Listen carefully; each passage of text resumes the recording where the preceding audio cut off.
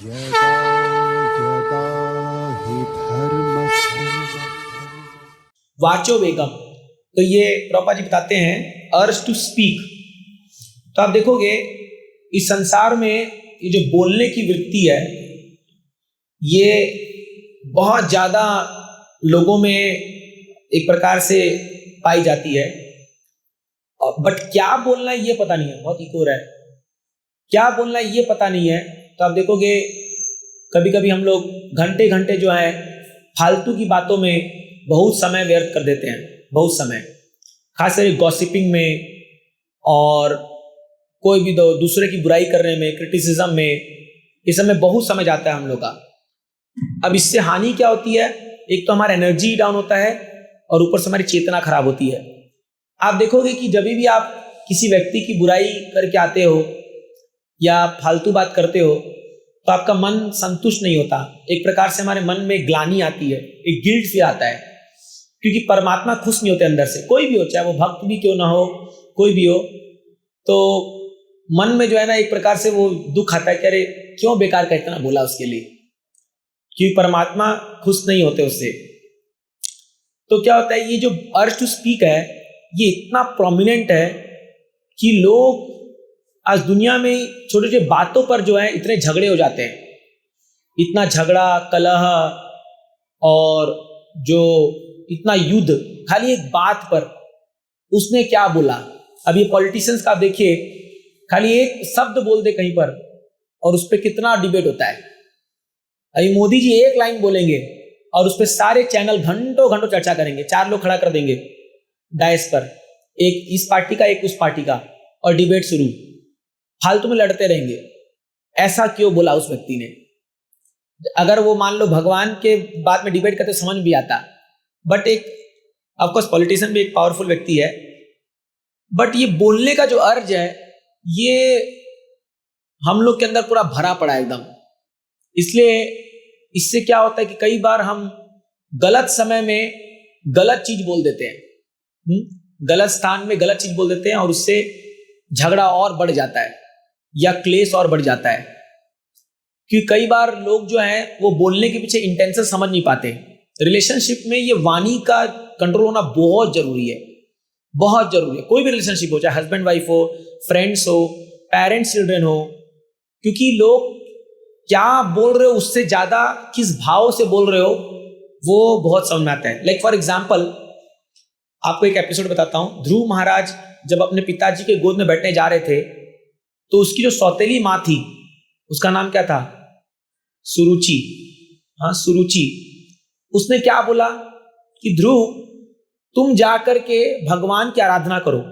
ये बात सत्य है, ये तो बहुत अच्छी बात है कि तुम आराधना करो, बट किस सेंस में बोला कि आराधना करो ताकि तुम जो हो मेरे कोख से जन्म लो अगले जन्म में और फिर तुम अपने पिता के गोद में बैठना। वो बात इतनी चुभ गई ध्रुव महाराज को, बट अच्छी बात है, पॉजिटिवली चुभी तो जाके भगवान प्राप्ति हो गए, बट बहुत ज्यादा उनको चोट पहुंचा था। आप भागवतों में कई एग्जाम्पल देखोगे जहां पर, जैसे एक उदाहरण आपको देता हूं। एक बार क्या हुआ, चित्रकेतु महाराज, ये 6ठे स्कंद का कहानी है। चित्रकेतु महाराज जो है अपने प्लेन में जा रहे थे और शिव जी जो हैं अपने सभी गणों के साथ वो एक क्लास ले रहे थे और उनकी जांग पर जो है ना पार्वती माँ बैठी हुई थी। हाँ, तो अभी वो वैराग्य पे क्लास दे रहे थे, मतलब वैराग्य कैसा होना चाहिए, और अपनी पत्नी को अपनी गोद में बैठा रखे। तो चित्रकेतु महाराज जो है वो शिव जी के थोड़े यार दोस्ती है, मतलब फ्रेंडशिप है। तो वो फ्रेंडशिप में वो थोड़ा हंस दिए, थोड़ा क्या बोले वो, अरे ओ शिव जी आप वैराग्य पे क्लास दे रहे हो और पत्नी को गोद में बैठा रखे हो, ये वैराग्य है क्या? इतना बोलना था उनका। और वो पार्वती माँ जो है वो इतना गुस्सा हो गई, वो बोली तुम अपने आप को समझते क्या हो? तुम जानते हो कौन है शिव जी? ये इतने वैराग्य की चूड़ामणि है और तुम्हारी इतनी हिम्मत हो गई कि तुम हम पे कर रहे हो। तुरंत श्राप दे दिया, जाओ असुर बन जाओ। तुरंत, कुछ सोचा नहीं, कुछ समझा नहीं, खाली उनको बोलना था और उन्होंने तुरंत श्राप दे दिया। और उसके कारण चित्रकेतु को वित्रासुर बन के आना पड़ता है। फिर हालांकि वो बाद में जाके भगवत प्राप्ति करते हैं, बट देखिए वो एक शब्द बोलने की वजह से इतना उनको असुर बन के फिर इंद्र से युद्ध हुआ, इतना सारा एपिसोड हो गया सब चीजें। और लेकिन पार्वती माता जब श्राप दे देती है तो शिव जी बाद में उनको समझाते हैं कि तुमको ऐसा नहीं करना चाहिए था, तुम जानते नहीं हो बहुत बड़ा भक्त है वो। और अभी तुम देखोगे उसकी महानता। जब पार्वती माँ श्राप देती है तो चित्रकेतु जो है बहुत हम्बली उसको एक्सेप्ट करते हैं, बोलते हैं कोई परवाह नहीं है, क्योंकि मेरा इंटेंशन गलत नहीं था, ये तो मेरे मित्र समान है इसलिए मैंने ऐसे कहा, बट मैं इसको एक्सेप्ट करता हूं। तब शिव जी पार्वती माँ को बोलते देखो तुमसे कितनी बड़ी गलती हो गई, तुमने एक वैष्णव को ऐसे श्राप दे दिया बिना सोचे समझे, और उसके कॉन्सिक्वेंस में तुम भी एक प्रकार से अपराधी की भाग बन चुके हो। तो कई बार इवन भक्तों में भी ऐसा मनमुटाव हो जाता है, हम कुछ बोले वो कुछ बोले, और बोलने में अगर थोड़ा सा भी हमारा मान लो थोड़ा सा टोन इधर उधर हो गया, थोड़ा सा टोन ऊपर चढ़ गया, तो फिर तो झगड़ा शुरू हो जाता है। इसलिए वाणी, हम लोग बचपन में पढ़ते थे एक दोहा, ऐसी वाणी बोलिए मन का आपा खोए, औरन को शीतल करे खुद भी शीतल होए। ऐसी वाणी बोलनी चाहिए कि अपने मन जो है वो उसको शांत करे और दूसरों को भी शीतल करे, उसको ठंडक प्रदान करे। ये बहुत महान जो उन्नत भक्त होते हैं उनकी वाणी में ऐसी ताकत है। जैसे ज्वलंत उदाहरण है जिनका पिक्चर आप लोग के आज के पास लगा हुआ है, परम पूज्य गोपाल कृष्ण गोसाई महाराज। मैं महाराज को देखा हूं पर्सनली, मैंने उनके सामने कोई कितना ही झगड़ा कर ले, कितना ही उद्वेग न पूर्ण बात कर ले, महाराज कभी भी ऊंचे टोन में बात नहीं करते थे, कभी नहीं। डांटेंगे भी इतना प्यार से डांटेंगे कि लगेगा कि डांट रहे कि प्यार कर रहे हैं, ऐसा, क्योंकि उन्नत वैष्णव थे। तो अगर आप अपने भक्ति में आगे बढ़ रहे हो ना, उसका एक लक्षण है कि हमारी वाणी पे कंट्रोल आ जाएगा। मेरा तो बिल्कुल नहीं आया अभी तक, मैं तो तुरंत मतलब मेरा भी पूरा पारा चढ़ जाता है, ये मैं ऑनेस्टली एडमिट कर रहा हूं, मैं भी प्रयास कर रहा हूं इस पे। तो हम सबको प्रयास करना है कि हमारी वाणी को हम बहुत सही तरीके से उपयोग करें, नहीं तो बहुत बड़ा प्रॉब्लम हो सकता है, बहुत बड़ा। और खास करके हस्बैंड वाइफ में तो बहुत ज्यादा वो है, क्योंकि मैंने मेरे माता पिता को देखा है थोड़ा सा बात होगा, वो एक स्टेटमेंट ऐसा निकलता है, वाह पर पूरा दिन भर झगड़ा होता है। तो वो देखा है मैंने, ऑब्जर्व किया है जिनमें, कि फिर हम अपनी माँ को सुनाते क्यों बोला तूने ऐसा, क्या दरकार था? बोले अरे मेरे को क्या पता था इतना बड़ा झगड़ा हो जाएगा, बोल दिया। खैर वो तो चलते रहता है, ये परिवार का हिस्सा है, बट फिर भी एक वैष्णव को अपनी वाणी को बहुत संभाल के यूज करना चाहिए, बहुत संभाल करके। तो ये एक कला है, इसको सीखना होगा। तो प्रभा जी बताते हैं कि वाणी को संभालने के लिए सबसे अच्छा उपाय क्या है? केवल कृष्ण कथा बोलिए। जब आप कृष्ण कथा बोलते रहेंगे, यकीन मानिए आप देखोगे आपके बोलने का जो इंटेंसिटी है वो 90% कम हो जाएगा। आप जब घर में कोई भी बात बोले ना, तो कृष्ण को सेंटर पे लाइए। जो बातें कृष्ण से संबंधित नहीं है या कृष्ण की सेवा से संबंधित नहीं है, उसको मन से उसको निकालिए ही मत मुंह से। और जब आप ऐसा करेंगे तो आप देखोगे एक समय आएगा जब आपको लगेगा कि यार ये फालतू बात बोलने से मेरा भी माथा खराब हो रहा है, सामने वाला का भी दिल दुख रहा है, क्यों मैं बोलूं, तब कंट्रोल आएगा। इसलिए प्रचार बहुत अच्छी सेवा है। अभी देखिए हम लोग भी जब प्रचार करते हैं तो ऑलमोस्ट हफ्ते में 3-4 क्लासेस हो जाते हैं, तो ये बड़ा अच्छा लगता है। ये जब क्लास दे के हम लोग आते हैं ना तो बहुत अच्छा लगता है, क्योंकि हम कृष्ण कथा बोले। तो इसलिए ये कृष्ण कथा करने की आदत डालिए। लेकिन आप घर में भी जब हो तो जैसे परिवार में जो भी लोग हैं, तो आप लोग साथ में बैठ करके कृष्णा बुक पढ़ सकते हैं, या कोई प्रभुपाद जी की किताब पढ़ सकते हैं, भागवतम पढ़ सकते हैं और चर्चा कर सकते हैं आपस में, कृष्ण कथा बोल सकते हैं। तो कृष्ण कथा बोलने से क्या होता है, हमारी वाणी जो है वो पवित्र हो जाती है। हाँ, और फिर आपकी वाणी में ताकत आ जाएगी, और फिर जब आप बोलोगे ना तो डायरेक्ट घुसेगा हृदय में, डायरेक्ट। एक बार मैं एक कॉलेज में क्लास दे रहा था और मैं मीट ईटिंग पर बोला था, बहुत स्ट्रांगली मैंने बोला ये मांस नहीं खाना चाहिए करके। एक पीपीटी था पूरा दिखाया उसमें। तो एक बच्चा मेरे पास आया और वो पूरा रोने लग गया। वो बोला प्रभु जी, मतलब आज आपने जो क्लास दिया ना, मेरा ऐसा मन पूरा झिंझोड़ गया है, ऐसा लग मैं आज से ही छोड़ता हूँ खाना। मतलब मैं आज तक मैं हर दिन मेरे को बिना मीट के मांस के जमता नहीं था, लेकिन आज से मैं पूरा छोड़ रहा हूँ। तो कभी कभी क्या होता है, हमारी वाणी किसी के अंदर घुस जाती है पूरा एकदम, और वो उसको एकदम, वो बोलते हैं ना, एक उसके अंदर वो एक रेवोल्यूशन ला देती है, एक प्रकार का विप्लव ला देती है। प्रभुपाद जी की वाणी ऐसी थी। आप देखिए, श्रील प्रभुपाद जी जब पाश्चात्य देश में गए तो प्रभुपाद जी बंगाली कल्चर से आते थे, बंगाली उनका मदर टंग था।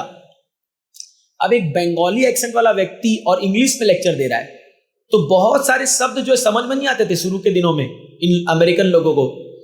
आप अमेरिकन का एक्सेंट कोई बोलेगा आपको समझ में नहीं आएगा, वैसे ही भारत का जो इंग्लिश है वो उनको तो जल्दी समझ में आता नहीं है। तो बट फिर भी प्रभुपाद जी की वाणी में ऐसी ताकत थी। आज भी आप उनकी वाणी को सुनिए, आपको टेप लगा के सुनिए, एक लेक्चर 15 मिनट का देंगे, ऐसा लेक्चर देंगे ना, आपको मन करेगा अभी सब छोड़ छाड़ के खाली भक्ति करूंगा। गारंटीड है, वाणी में ताकत है। और ये वाणी में ताकत कैसे आती है? ये सिद्धि होती है, इसको बोलते हैं वाक सिद्धि। वाक सिद्धि क्या होती है? कई बार कुछ लोग अपनी तपस्या से, अपने साधना से ऐसे स्तर में पहुंच जाते हैं कि वो जो बोल देंगे वो होता है। मैंने देखा अपने आंखों से ये चीजें को, जो बोल देंगे वो हो जाएगा। इसलिए ये वाक सिद्धि अगर आपको चाहिए तो पहले हम लोग को अपने जीवा पे कंट्रोल करना होगा कि फालतू की बात ना करें हम लोग, है ना।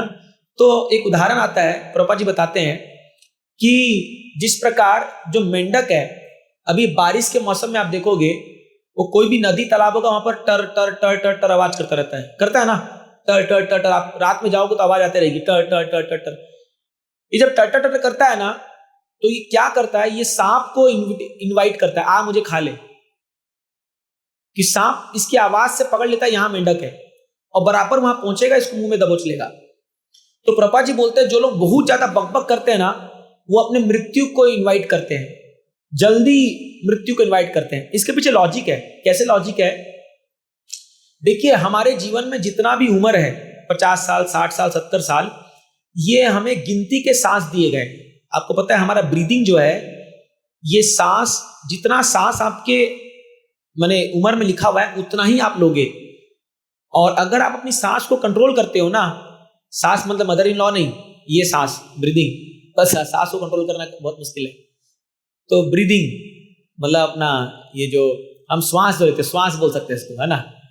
तो सांस बोलते ही सबका माइंड चल जाएगा, खासकर माताओं का, मेरी सांस अनकंट्रोलेबल है। तो श्वास, जब हम श्वास लेते हैं तो ये जो बड़े बड़े योगी लोग हैं जो 100 साल, 150 साल, 200 साल जीते हैं, ये अपनी श्वास को कंट्रोल कर लेते हैं। तो जितना ज्यादा आप श्वास लोगे उतना जल्दी मृत्यु निकट आएगा, समझ रहे। इसलिए जब हम ज्यादा बोलते हैं ना, तो ज्यादा श्वास, एनर्जी बहुत लगती है और श्वास की स्पीड बढ़ जाती है, और इसीलिए जल्दी मरने का मतलब समय निकट आ जाता है, ऐसा बताते हैं। तो इसीलिए, और लेकिन जब कोई कृष्ण कथा करता है तो उसके लिए मृत्यु नहीं होती। प्रभुपाद जी लिखते हैं कि जो व्यक्ति कृष्ण कथा केवल करता है, तो एक बार सुखदेव गोस्वामी लोग जब कथा करे थे, भागवत कथा, तो वहां पर वो बताते हैं सूत गोस्वामी कि क्योंकि हम कृष्ण की चर्चा कर रहे हैं, अभी यमराज भी कथा में आके बैठ गए, इसीलिए मरने का कोई डर नहीं है। तो जब भी आप लोग कथा में बैठे हो भगवान की कथा में, तो आपको मृत्यु का कोई भय नहीं होना चाहिए, क्योंकि यमराज उस समय आपको छू नहीं सकते। और अगर उस समय बाई चांस मृत्यु आ गई तो आपका तो बहुत बल्ले बल्ले है, आप तो भगवतधाम जा रहे हो, क्योंकि डायरेक्ट आप कृष्ण कथा सुनते सुनते जा रहे हो। ये तो सबसे ग्लोरियस डेथ है। तो इसीलिए क्या है, प्रयास कीजिए कि दिन भर में जितना हो सके हम कृष्ण के बारे में चर्चा करें। बहुत मुश्किल है ये, क्योंकि माया जो है वो हमारे माइंड में जो है इतना सारा वो भरा पड़ा है एकदम गंदगी, कि जब भी हम मुंह खोलते हैं तो उटंग पटांगी निकालते हैं। और तो और आजकल की भाषा आप देखोगे तो इतने अपशब्द यूज करते हैं लोग, इतने सारे गालियां बोलते हैं। बाहर आप जाइए, एक रिक्शा वाला का देखिए भाषा, हर लाइन में तो 2-4 वो दिव्य शब्द निकालता है। हाँ, हर लाइन में तो बोले, उसकी भाषा पास खड़े रहने का मन नहीं करेगा। वो तो छोड़िए, बड़े बड़े जो है ना, एक बार क्या बताऊं आपको, एक बार मेरे मामा जी थे, वो पॉलिटिशियन है, तो समहाउ उधर कुछ कारणवश मेरे को उनके साथ मंदिर जाना था। वो मुंबई आए थे, तो मेरी मदर बोली कि इनको मंदिर दर्शन करा लो। तो वो सिद्धिविनायक मंदिर जा रहे थे हम लोग, तो मैं आगे बैठ गया और वो पीछे बैठे हुए थे, कई 7-8 साल पहले। अरे बाप रे, उनका फोन आने लगा, पॉलिटिशियन है बना, जो धुमाल गाली बके जा रहे उसमें, उटंग पटांग पूरा भाषा जो है, मैं पूरा कान बंद करना पड़ा मेरे को। ये बोला बाप रे, गणेश जी के सामने हम लोग दर्शन के लिए जा रहे हैं, ये क्या चेतना लेके जाएंगे, खाली उनके सामने भी यही निकलेगा मुंह से। तो आपको पता नहीं है, आप तो खैर जानते होंगे, ये बाहर की भाषा इतनी गंदी है। इवन कॉलेज के स्टूडेंट हो या आप कोई कॉर्पोरेट वर्ल्ड में चल जाइए, वहां पर भी बोलो एकदम ऐसी अभद्र भाषा यूज करते हैं कि मतलब लगे कहाँ टपोरी ठा क्या है। पढ़े लिखे लोग हैं और एकदम टपोरी थर्ड क्लास लोग जैसे बिहेव करते हैं। तो इसलिए कभी कभी हम लोग, आप देखो घर में भी जब कभी कोई झगड़ा उगड़ा होता है तो लोग ऐसे भाषा यूज करते हैं, ऐसे बात करते हैं कि मतलब एकदम अनकल्चर्ड, अनसिविलाइज्ड की तरह। हम लोग ऐसा नहीं करना चाहिए। एज अ वैष्णव हम लोग एक शिष्टाचार पालन करना चाहिए, प्रयास करना चाहिए कि एक शिष्टाचार में बोले। क्योंकि जब हम लोग भी अगर ऐसा व्यवहार करेंगे ना एक अभद्र की तरह, तो फिर दुनिया देखती है और बोलती है कि अरे क्या सीखे तुम तो अपने आप को कंट्रोल नहीं कर पा रहे, क्या तुम दुनिया को सिखाओगे। जनरली मुझे भी ऐसा ही, जब मैं घर जाता हूं और मान लो मैं कभी गुस्सा होता हूं तो सब लोग मेरे उंगली उठाते हैं। यही सीखा इस्कॉन में। अपने क्या क्या कर रहे हो उसका कोई वो नहीं है, और हम अगर एक शब्द बोल दें मतलब गुस्से में आकर के तो सब उंगली उठाना शुरू कर देंगे। ये सच्चाई है। तो इसलिए क्या है, इस पे कंट्रोल करना होगा। वाणी वाचो वेगम। तो इसके लिए क्या है, 2-3 तरीके। पहला तरीका तो एक कृष्ण कथा करिए, ये सबसे मेन रीजन है। और भी तरीका है कि कभी कभी क्या है, आप उस समय को, उस मौके को छोड़ के चल जाइए। जैसे मान लीजिए कोई झगड़ा हो रहा है या आपको लग रहा है कि भी मेरा माइंड इरिटेट हो रहा है, या हमको अपना व्यवहार पता होना चाहिए कि कौन कौन से सिचुएशन में मुझे इरिटेशन होता है और मतलब मेरा भड़कने का चांसेस ज्यादा है। आप सबको पता होगा ये कि मेरा ट्रिगर पॉइंट क्या है। हाँ, जैसे मैं मेरे घर में सब लोग का ट्रिगर पॉइंट जानता हूं। मान लो हम 5 लोग बैठे हैं मेरे घर में, क्योंकि मैं इतने साल से देखता रहा उनको, और जैसे ही वो शब्द आएगा अब मुझे समझ, अब झगड़ा होगा, अब ये भड़केगा, और बराबर वही होता है। हम सबका एक ट्रिगर पॉइंट है। कुछ ऐसी बातें हैं जो हमको बिल्कुल पसंद नहीं आती। जैसे फॉर एग्जांपल कोई व्यक्ति अपने शरीर को लेकर के बहुत ज्यादा पॉजिटिव है, बहुत ज्यादा, अगर आप उसकी सुंदरता या उसके शरीर को लेकर कुछ बोल दिए, फिर आप देखिए बवाल कर देंगे लोग। कुछ लोग अपने बच्चों को लेकर बड़े पॉजिटिव है, अगर आप उनके बच्चों के बारे में कुछ बोल दिए, कुछ भी उल्टा, फिर देखिए उनका तुरंत मूड चेंज हो जाएगा। कुछ लोग अपने बिजनेस, अपने प्रोफेशन को लेकर बहुत पॉजिटिव है। तो ऐसे हम सबके अंदर कोई ना कोई ऐसी चीजें हैं जिसको लेकर के हम बहुत पॉजिटिव हैं और उससे हम भड़क जाते हैं। तो घरों में आपको सामने वाले व्यक्ति का ट्रिगर पॉइंट पता होना चाहिए। ये मैं आपको एक सूत्र बता रहा हूं जो मैं इतने सालों में स्टडी करके थोड़ा सीखा हूं, और मैं भी प्रयास कर रहा हूं ये चीज को कि ट्रिगर पॉइंट जाना चाहिए। और क्योंकि मैं बहुत मीटिंग्स अटेंड करता हूं और बहुत तरह के लोगों से मिलता हूं, तो मुझे बराबर पता चल जाता है कि अब ये भड़केगा, ये बोला ऐसा और अब ये भड़केगा, क्योंकि ट्रिगर पॉइंट होता है। इसलिए घरों में आपको, चाहे आपके बच्चे हो, चाहे आपके हस्बैंड हो, वाइफ हो, माँ बाप हो, आपको अनुभव होना चाहिए कि इनका ट्रिगर पॉइंट क्या है, किस बात पे ये इनको पसंद नहीं आता, और भूल से भी वो बोलिए मत बोलिए वो चीज को। बट ये जमाना उल्टा है, जानबूझ करके वही पॉइंट बोलेंगे जो उसको भड़काएगा, क्योंकि हमको बदला लेना है। हमको लगता है कि अरे भाई इसको भी उकसाओ तो मजा आता है। तो इसलिए क्या है, ये चीज को सीखना होगा, तब एक शांति का वातावरण बनेगा। अदरवाइज क्या होगा, ये झगड़ा झाटी में क्या है, पूरा जिंदगी पार हो जाएगा, मिलने वाला कुछ नहीं है। तो इसलिए क्या है, वाचो वेगम एक बहुत बड़ी कला है, हम सबको सीखना है। एज ए डिवोटी, अगर हम भक्त बन रहे हैं और हमारी वाणी पे कंट्रोल नहीं है, हम क्या बोल रहे हैं, कैसे बोल रहे हैं, किस भाव में बोल रहे हैं, तो बड़ा हो जाएगा। कई बार क्या होता है, इवन वैष्णव सर्कल में, इवन हमने भक्तों में देखा है, जब लोग एक दूसरे को संबोधित करते हैं ना, तो वो ऐसे बोलते हैं जैसे किसी नौकर से बात कर रहे हैं। आप एक बात समझिए, जब आप वैष्णव के सर्कल में आ रहे हो, यहां पर हर एक व्यक्ति जो आता है वो अपनी स्वेच्छा से आता है। उनको कोई पैसा नहीं दिया जा रहा है ना, कि उनको कोई धन देके बुलाया जा रहा है। ये कोई पॉलिटिशियन की सभा नहीं है जहां पैसे देके भीड़ इकट्ठा करते हैं। यहाँ प्रत्येक व्यक्ति जो आ रहा है वो अपने मन से सेवा कर रहा है और वॉलंटरी सेवा कर रहा है, सब वॉलंटियर्स है। तो जब आप किसी से सेवा लेते हो, जब कोई व्यक्ति सेवा कर रहा है, हमको ये ख्याल होना चाहिए कि हम बहुत सम्मान से उसको बोले, क्योंकि हम सबके अंदर अहंकार है। यहां बैठा हुआ कोई व्यक्ति नहीं बोल सकता, इवन मैं भी नहीं बोल सकता कि मैं अहंकार से मुक्त हूं, नहीं, हम अभी इतने परम सिद्ध वैष्णव नहीं हुए हैं। और हमारा अहंकार जो है ना, कई लोग इस्कॉन में इसीलिए आते हैं क्योंकि कुछ लोग उनसे प्रेम से बात करते हैं और जब उनको प्रेम मिलता है तो वो आते हैं भाग करके, क्योंकि बाहर दुनिया में प्रेम नहीं मिलता है, बाहर दुनिया में सब मतलबी लोग हैं और बड़े एक्सप्लॉयटेटिव लोग हैं। तो वो जब प्रेम मिलता है वो आते हैं। बट अगर इस्कॉन में आने के बाद भी अगर कोई व्यक्ति उनसे झड़क के बात करे या एकदम टेढ़े मुंह बात करे तो फिर उनका दिल टूट जाता है, फिर उनको लगता है कि ये भी वही स्थान है, ये सेम ही है। इसीलिए बहुत केयरफुल रहना चाहिए। मैं आप सबसे रिक्वेस्ट करता हूं कि जो लोग भी मैनेजिंग रोल में हैं या जो लोग भी सेवाएं करते हैं, कभी भी दूसरे वैष्णव को थोड़ा सा मतलब क्या ऊंची आवाज में बात नहीं करना चाहिए या ये प्रयास करना चाहिए। मैं खुद ये करता हूं, मैं एडमिट कर रहा हूं, क्योंकि कई बार इतना प्रेशर हो जाता है मैनेजमेंट का कि हो जाता है, बट स्टिल प्रयास कीजिए। अगर आपसे हो भी जाए, मान लीजिए कभी कोई वैष्णव आया, कोई भक्त आ रहा है और आपने भूल से ऊंचा, तुरंत जाकर के माफी मांगिए, प्रभु जी या माता जी थोड़ा ऊंचा आवाज निकल गया, माफ कीजिए, आपको बुरा तो नहीं लगा। थोड़ा सा आप ऐसा बोल देंगे ना, सब शांत हो जाता है। नहीं तो वो दूसरा वैष्णव जो है वो मन में क्या सोचता रहेगा, ये अपने आप को बहुत महान समझ रहा है, ये ज्यादा दिखा रहे लोग, क्योंकि ये लोग मैनेजमेंट करते हैं। अब इससे क्या होगा, एक द्वेष पैदा होगा, और द्वेष से क्या होगा, फिर माया घर कर जाएगी।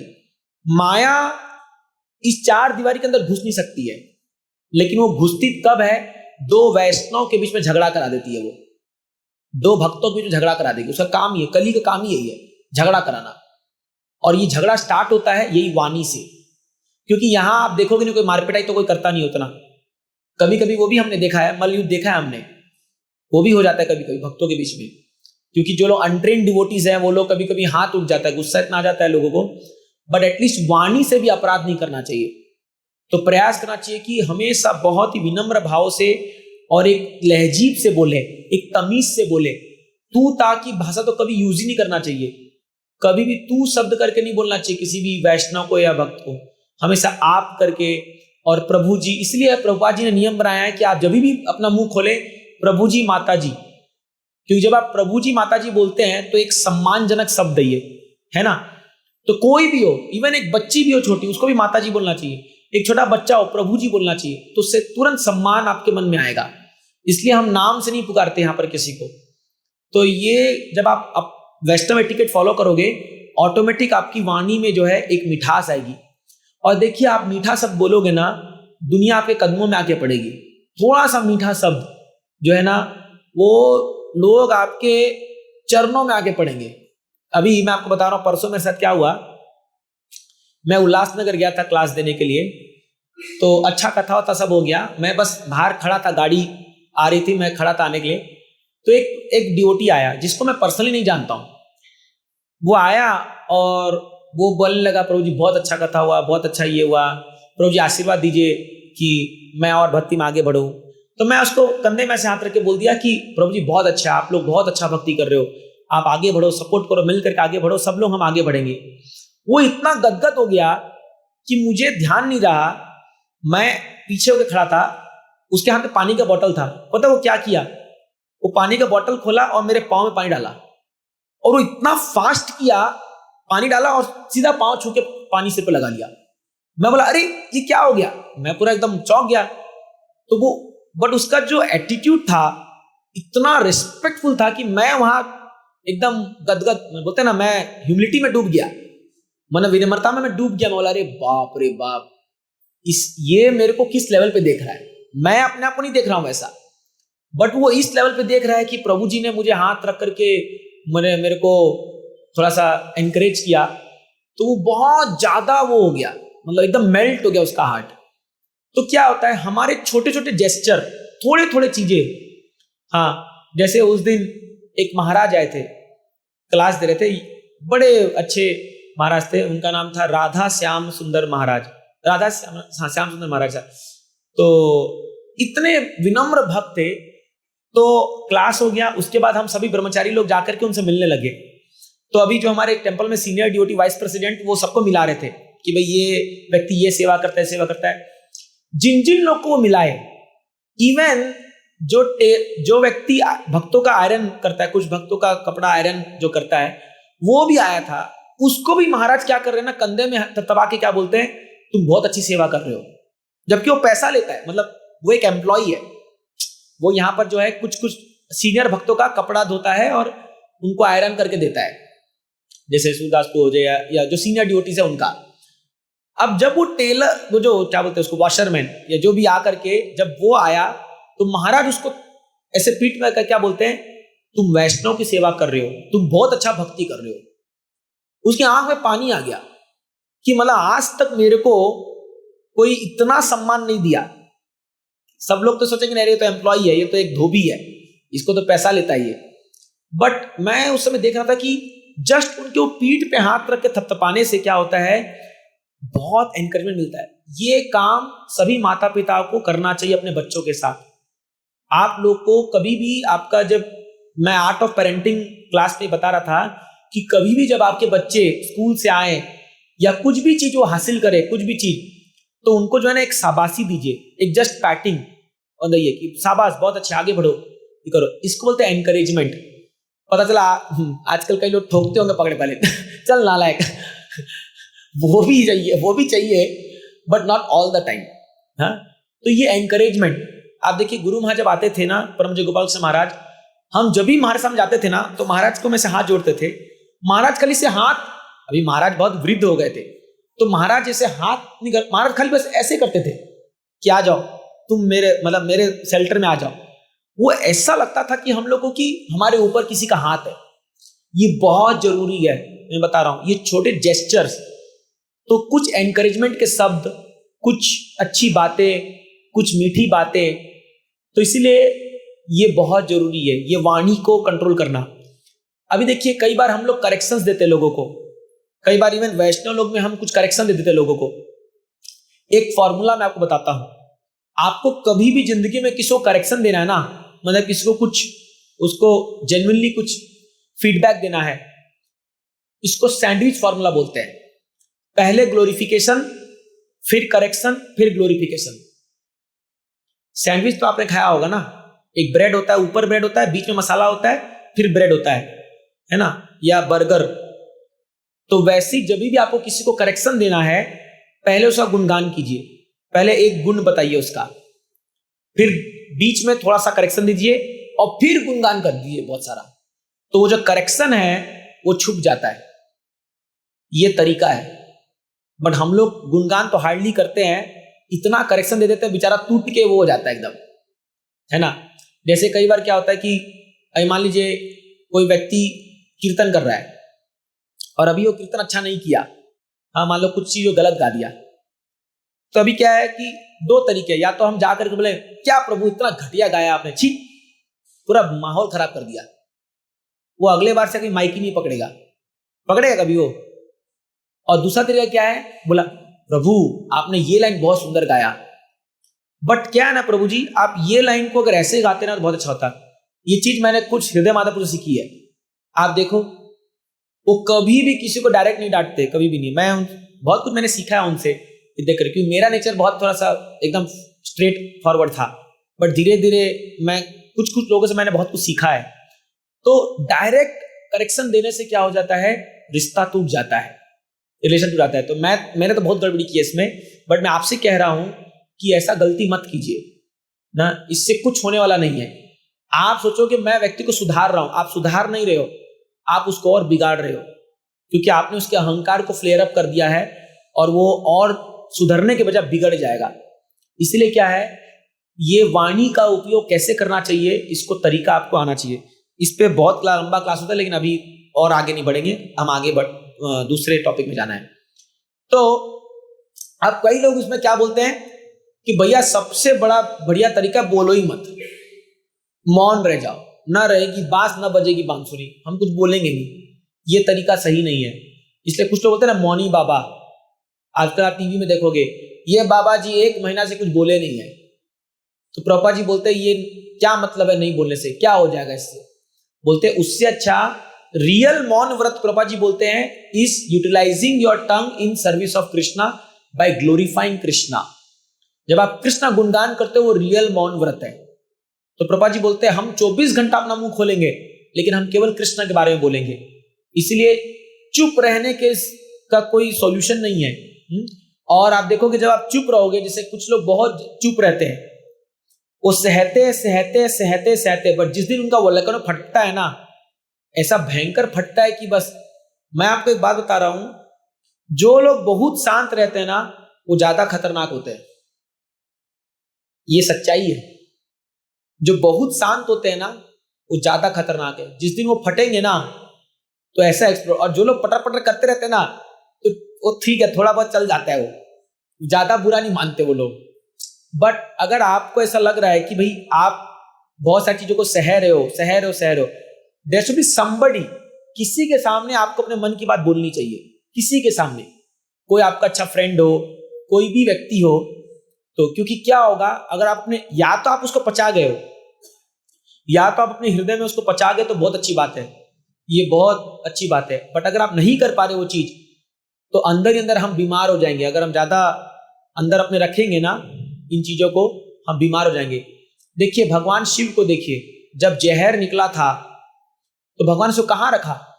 नीलकंठ, कंठ में रख दिया था, क्योंकि उसको माने निगल भी नहीं सकते, उगल भी नहीं सकते। उगलने से संसार का बुरा होगा, निगलने से खुद का बुरा होगा। तो कई ऐसी बातें होती है, कई ऐसी चीजें होती हैं जो हमारे साथ भी ऐसा ही हो जाता है। उसको अगर हम अपने अंदर ले लिए तो हम बीमार हो जाएंगे, और बाहर बोल दे तो मतलब घर परिवार में झगड़ा हो जाएगा। इसलिए वो नीलकंठ बनना पड़ता है फिर वो रहना। बट अगर आपसे वो काम नहीं हो रहा तो किसी प्रॉपर व्यक्ति को ढूंढिए और जो आपको सुनने को तैयार हो। तो ये आप उस समय अपने मन की बात को निकाल सकते हो उनके सामने। ये बहुत जरूरी है, ये बहुत जरूरी है। इससे क्या है, आपका बैलेंस बना रहेगा। तो कई बार क्या होता है, इवन वैष्णव में भी कुछ कुछ ऐसी चीजें हो जाती है, या मन में कुछ शंका रहती है, कुछ डाउट रहता है। It is better to consult all the time. बहुत अच्छी बात है कि हम कंसल्ट करें, हम गाइडेंस लें। हमें अपने आप को इतना महान नहीं समझना चाहिए कि हम सब कुछ पी जाएंगे। हम भगवान शिव नहीं है ना। तो इसीलिए क्या है कि इसको संभाल करना चाहिए। तो ये कई बार डाउट्स मन में आते हैं, और डाउट्स को अगर आप नहीं पूछते हो, नहीं क्लैरिफाई करते हो, तो फिर वो घर करते करते धीरे धीरे आप भक्ति से पार हो जाते हो, भक्ति से खत्म हो जाती है पूरी। ये भी एक चीज है। तो प्रभुपाद जी बताते हैं कि the positive use of tongue is to utilize in Krishna service by glorifying Krishna. Next, तो यहां पर ये प्रहलाद महाराज जी श्लोक बताते हैं, प्रायण देव मुनयो स्विमुक्ति कामा मौनम चरंति विजने तपरार्थ निहतो नैतान विहाय कृपणान विमुख एको नान्यस्त्वदस्य चरण भ्रमतो अनुपश्ये। ये नरसिंह को प्रार्थना कर रहे हैं, हे भगवान, इस दुनिया में जितने मुनिगण हैं वो प्राय ना, वो लोग क्या करते हैं, वो केवल अपने बारे में सोचते हैं, अपने मौनम चरंती, वो जो है वो अपना उद्धार के लिए दुनिया में किसी को प्रचार नहीं करते। बट मैं ऐसा नहीं हूं। मैं तो चाहता हूं कि मैं सिटी में जाकर के, आप देखो कि प्रभुपाद जी ने सारे इस्कॉन मंदिर सिटी के शहर के बीच में बनाए। क्यों? कि मैं जाकर के उन बद्ध जीवात्मा है जो माया के वशीभूत है, उनको जा करके कृष्ण कथा बोलूंगा और उनको आपके तरफ विमुख, आपके से जो विमुख हो चुके हैं उनको आपके सन्मुख करूंगा, उनको आपके तरफ लेके आऊंगा। ये मेरी इच्छा है। तो प्रहलाद महाराज जो है उनका मूड प्रभुपाद जी अपनाते हैं। तो इसलिए प्रभुपाद जी आप देखिए, माया के गढ़ में जाकर के, अमेरिका में, न्यूयॉर्क में, और वहाँ जो हेट एस्बरी, जो हिप्पी लोग का पूरा मतलब सबसे गंदा जगह दुनिया का, वहां जाकर के प्रभुपाद जी हरे कृष्ण महामंत्र कीर्तन कर रहे हैं और प्रचार कर रहे हैं। ये हमारा मूड है, ये वैष्णव का मूड है। वैष्णव लोग ऐसे नहीं होते कि भैया हम तो चले वृंदावन, चलो वृंदावन, बस अपना अपना उद्धार करो। कुछ भक्त लोग हैं इस्कॉन में से जो जब देखो जब धाम में पड़े रहेंगे। अभी पूछो कहाँ, अयोध्या में हो, अभी कहाँ, वृंदावन में। हाई खाली अपने बारे में सोच रहे। हम ऐसा नहीं है, हम इतना जल्दी रिटायर नहीं लेते। हम लोग पूरा, इसका मतलब ये भी नहीं कि हमें अपने बारे में नहीं सोचना है, हमें अपना भक्ति करना है, बट साथ साथ प्रचार भी करना है। हम सेल्फिश नहीं है कि आज देखिए, अभी आज मैं आपके सामने बैठा हूं क्योंकि किसी वैष्णव ने मुझे प्रचार किया। आज आप यहां बैठे क्योंकि किसी ने आपको प्रचार किया, और कल और आप जो प्रचार करोगे तो और लोगों का जीवन सुधरेगा। होगा कि नहीं होगा? तो अगर मान लीजिए प्रभुपाद जी सोचते, आप देखिए श्रील प्रभुपाद जी कितने महान वैष्णव है। अरे प्रभुपाद जी तो, उनकी तो उम्र 60 पार हो चुकी थी और उनको तो वृंदावन में रूम भी मिल गया था। राधा दामोदर मंदिर, आप जाओगे वृंदावन तो राधा दामोदर मंदिर में प्रभुपाद जी का रूम है। जो आज इस्कॉन ने खरीद लिया, वो इस्कॉन की मतलब इस्कॉन ने उसको पूरा ले लिया है, उस रूम में बैठ करके प्रभुपाद जी किताब लिखते थे। तो वहां के जो गोस्वामी थे वो सोचते थे कि अब प्रभुपाद जी अपना पूरा जीवन भर जो है यहीं बिताएंगे राधा दामोदर मंदिर में। बट वो क्या देखते थे कि प्रभुपाद जी किताब लिखते थे और हर एक हफ्ते बाद वो अपने रूम को ताला लगा करके दिल्ली, बॉम्बे ये जा रहे हैं। बोलते मैंने पहला ऐसा वानप्रस्थी देखा या पहला सा संन्यास ले चुके थे प्रभुपाद जी, जो वृंदावन रिटायर होने के लिए नहीं आया है, जो वृंदावन से ऊर्जा लेकर के प्रचार करने के लिए आया है। प्रभुपाद जी जाते थे दिल्ली में, पैदल जा जा करके उसको प्रिंट करते थे और वृंदावन लिखते थे बैक टू गॉड मैगजीन, और दिल्ली में जाकर के सड़कों में बांटते थे मैगजीन को। उस समय प्रभुपाद जी मैगजीन लिखते थे जिसको बैक टू गॉड मैगजीन बोलते हैं ना। 1944 में स्टार्ट किया था प्रभुपाद जी ने। सोचिए, वो वृंदावन को छोड़ करके दिल्ली जैसे माया नगरी में जाकर के चाय की दुकान में और ये सब अलग अलग जगह जाकर के बांटते थे। वो क्यों? प्रचार करना। तो बोलते थे कि मेरे गुरु महाराज का आज्ञा है कि आप हरिनाम का प्रचार करो, भगवत संदेश का प्रचार करो। ये वैष्णव का मूड है। इसीलिए हमारे गुरु महाराज कहते थे कि अगर आप भक्ति कर रहे हो और आप प्रचार नहीं कर रहे हो, आप केवल 50% भक्ति कर रहे हो। सबको प्रचार करना चाहिए। प्रचार नहीं करोगे तो आपने ठीक से भक्ति को समझोगे नहीं आप। तो इसलिए हमारे वैष्णव सिद्धांत में 3 चीज बहुत महत्वपूर्ण है। पहला, नाम रुचि। हरिनाम में हमको रुचि प्राप्त करना है, कैसे भी करके नाम जप में रुचि लाना है। दूसरा, वैष्णव सेवा, सभी वैष्णव के प्रति सेवा का भाव, विनम्रता का भाव ये लाना है। और तीसरा, जीव दया, जीवों के प्रति दया दिखानी है। तो जीवों के प्रति सबसे बड़ी दया क्या है? प्रचार करना। इसीलिए हम लोग प्रचार करते हैं, इसीलिए हम लोग दिन रात यही मूड में रहते हैं कि कैसे प्रचार करें। इतने सारे प्रोग्राम्स हम करते हैं, क्यों करते हैं? खाली प्रचार करने के लिए। हमारा मूड एक ही है, हमें प्रचार करना है। जैसे अभी हम लोग कल पनवेल में क्लास दिए, तो एक व्यक्ति मेरे पास आया, वो बोला कि पनवेल में एक सोसाइटी है जहां पर प्रभु जी हम एक प्रोग्राम करना चाहते हैं। बोला करेंगे ना। तो फिर आज उसने मुझे फोटो भेजा, तो वो साईं बाबा का मंदिर था निकला। तो उसने पूछा कि प्रभु जी साईं बाबा का मंदिर चलेगा, मतलब आप वहां प्रोग्राम लेंगे? मौला साईं बाबा का हो चाहे कोई बाबा का हो, हमको जगह से मतलब है, हमको प्रचार करना है। जब शिला प्रभुपाद जी चर्च लोग को मंदिर बना दिए, तो चर्च जाके गिरजा घर को मंदिर बना दिए, तो यहाँ तो साईं बाबा फिर भी थोड़ा लोकल है, मतलब इंडियन ही है, कम से कम, समझ रहे हो ना। तो प्रचार, प्रभुपाद जी का इतना मूड था प्रचार का, आपको बताता हूं। एक बार क्या हुआ, प्रभुपाद जी लेक्चर दे रहे थे और जैसे ये माइक है ना, ये नीचे गिर रहा था, मैंने टिक नहीं रहा था। तो सामने प्रभुपाद जी का एक भक्त, दीक्षित भक्त बैठा था, जिसके गले में जनेऊ लगा हुआ था। ये जनेऊ आप जानते हैं ना, जो ये व्हाइट धागा होता है। प्रभुपाद जी बोले वो धागा निकाल के दो। जनेऊ बोले निकाल के दो। बोले प्रभुपाद जी फॉर व्हाट? बोले बांधने के लिए। तो धागा निकाल के दिया, सबके सामने निकाला अपना, प्रभुपाद जी बांध दिए। तो वो बाद में पूछा, प्रभुपाद जी आपने मेरा जनेऊ निकलवा दिया। बोले प्रीचिंग इज द एसेंस, प्रचार ही सार है। प्रचार के लिए कुछ भी करने को तैयार है हम लोग। बोलते हैं मैं कुछ भी हद तक जा सकता हूं प्रचार करने के लिए। ये मूड है हमारे वैष्णव का। ऑफ कोर्स ये एक्सेप्शनल केसेस है, ये कोई वो नहीं है कि ब्राह्मण का अपमान कर दिया, वो नहीं है, क्योंकि जनेऊ, उसको जनेऊ का मतलब भी नहीं पता होगा। प्रभुपाद जी ने उसको जनेऊ पहनाया। तो प्रभुपाद जी ने, पॉइंट ये है कि हमारा जो मूड है गौड़ीय वैष्णवों का, खास की इस्कॉन का, बहुत जबरदस्त मूड है प्रचार का। इनका बस चले ना, पूरे दुनिया को कृष्ण भक्त बना देंगे, बस चले तो हमारा। तो एक बार एक रिपोर्टर पूछ डाला, बोला जिस तरीके से आप लोग प्रचार कर रहे हो, अगर सारा दुनिया कृष्ण भावनामृत हो गया तो क्या होगा? तो प्रभुपाद जी ने कहा, whole world will become Krishna conscious except you. पूरी दुनिया भक्त बन जाएगी, बट तुम जैसे मूर्ख कभी नहीं बनोगे, क्योंकि तुमको महाप्रभु के स्टेटमेंट में विश्वास नहीं है। वो मैंने थोड़ा डेरोगेटरी में पूछ रहा था, इसलिए। तो क्या है, हमको तो जारे देखो तारे कहो कृष्ण उपदेश, आमार आज्ञा गुरु है तारा ही देश। ये महाप्रभु का आदेश है, जारे देखो, जिसको देखो कृष्ण के बारे में बोलो, जारे देखो तारे कहो, ये महाप्रभु का आज्ञा है। अब भक्त बने ना बने वो अलग चीज है, बट हमारा मूड क्या है, हमें प्रयास करते रहना है, पूरा अंतिम सांस तक प्रयास करते रहेंगे कि प्रचार कैसे हो। तो ये वैष्णव सिद्धांत है।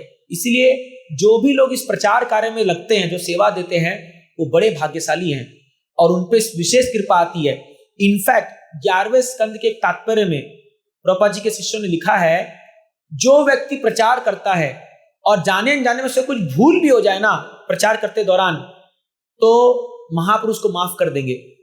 अगर कुछ उटंग पटांग उससे गड़बड़ी हो गई प्रचार के दौरान, क्योंकि वो एक सोल्जर के समान है, वो चैतन्य महाप्रभु की आर्मी का सोल्जर है और अपने जीवन को जोखिम में डाल दिया उसने प्रचार के लिए। तो इसलिए क्या है, डरना नहीं चाहिए, प्रचार कीजिए अपने आसपास, अपने सोसाइटी में, अपने फ्रेंड्स को, कोई फर्क नहीं पड़ता कोई माने या ना माने, हम तो बोलेंगे कृष्णा के बारे में, चाहे जिसको जो समझना समझ लो, समझ लो ना। तो ये मूड होना चाहिए हमारा, ठीक है। This is called real controlling of वाचो वेगम टंग, ठीक है। नेक्स्ट मैं आगे बढ़ता हूं। तो ये हाँ, श्रीला भक्ति ठाकुर जी बताते हैं, हम लोग लास्ट का डिस्कस कर चुके हैं, 3 प्रकार के जो हमारे वेग होते हैं। एक होता है ये 6 को उन्होंने 3 में डिवाइड किया है। एक है स्पीच, काया मनसा वाचा। तो पहला है वाचा, अर्थ टू स्पीक, दूसरा है मनसा। तो मन का 2 उन्होंने किया है, एक है क्रोध और एक अटैचमेंट, जो हम डिस्कस करेंगे, और तीसरा है शरीर। तो शरीर का जीवा, उदर और जनेंद्रिया, ये 3 चीज हम इसको डिस्कस करेंगे।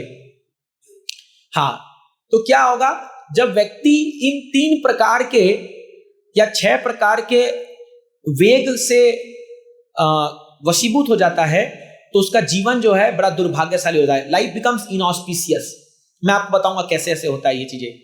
तो इसीलिए इनको कंट्रोल करना ये तपस्या है, इनको कंट्रोल करना तपस्या है। और जो व्यक्ति इन अर्जेस को कंट्रोल करता है वो तपस्वी है। तपस्वी मतलब ये नहीं कि भरे सूरज के नीचे 5 घंटा खड़ा हुआ है हाथ ऊपर करके, वो तपस्वी नहीं है। जो अपने इन अर्जेस को, इन वेग को कंट्रोल करता है वो तपस्वी है, इन 6 प्रकार के वेग को। तो हाँ, अगर आप अपने 6 प्रकार के वेग को कंट्रोल कर पा रहे हो तो आप पर माया का असर बहुत कम हो जाएगा। हम पर माया का असर इसलिए पड़ता है क्योंकि हम 6 प्रकार के वेग को नियंत्रण नहीं कर पाते हैं।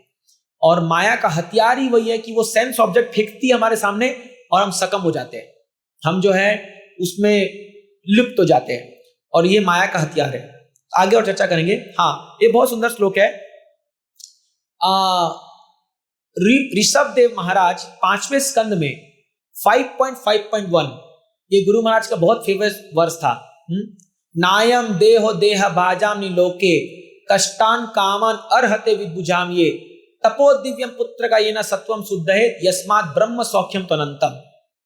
वो क्या बोलते हैं, हे मेरे 100 पुत्रों, भरत महाराज जिनके नाम पे हमारे देश का नाम पड़ा भारत, ये जो भारतवर्ष जो नाम पड़ा है वो ऋषभ देव के पुत्र भरत महाराज के नाम पे पड़ा है।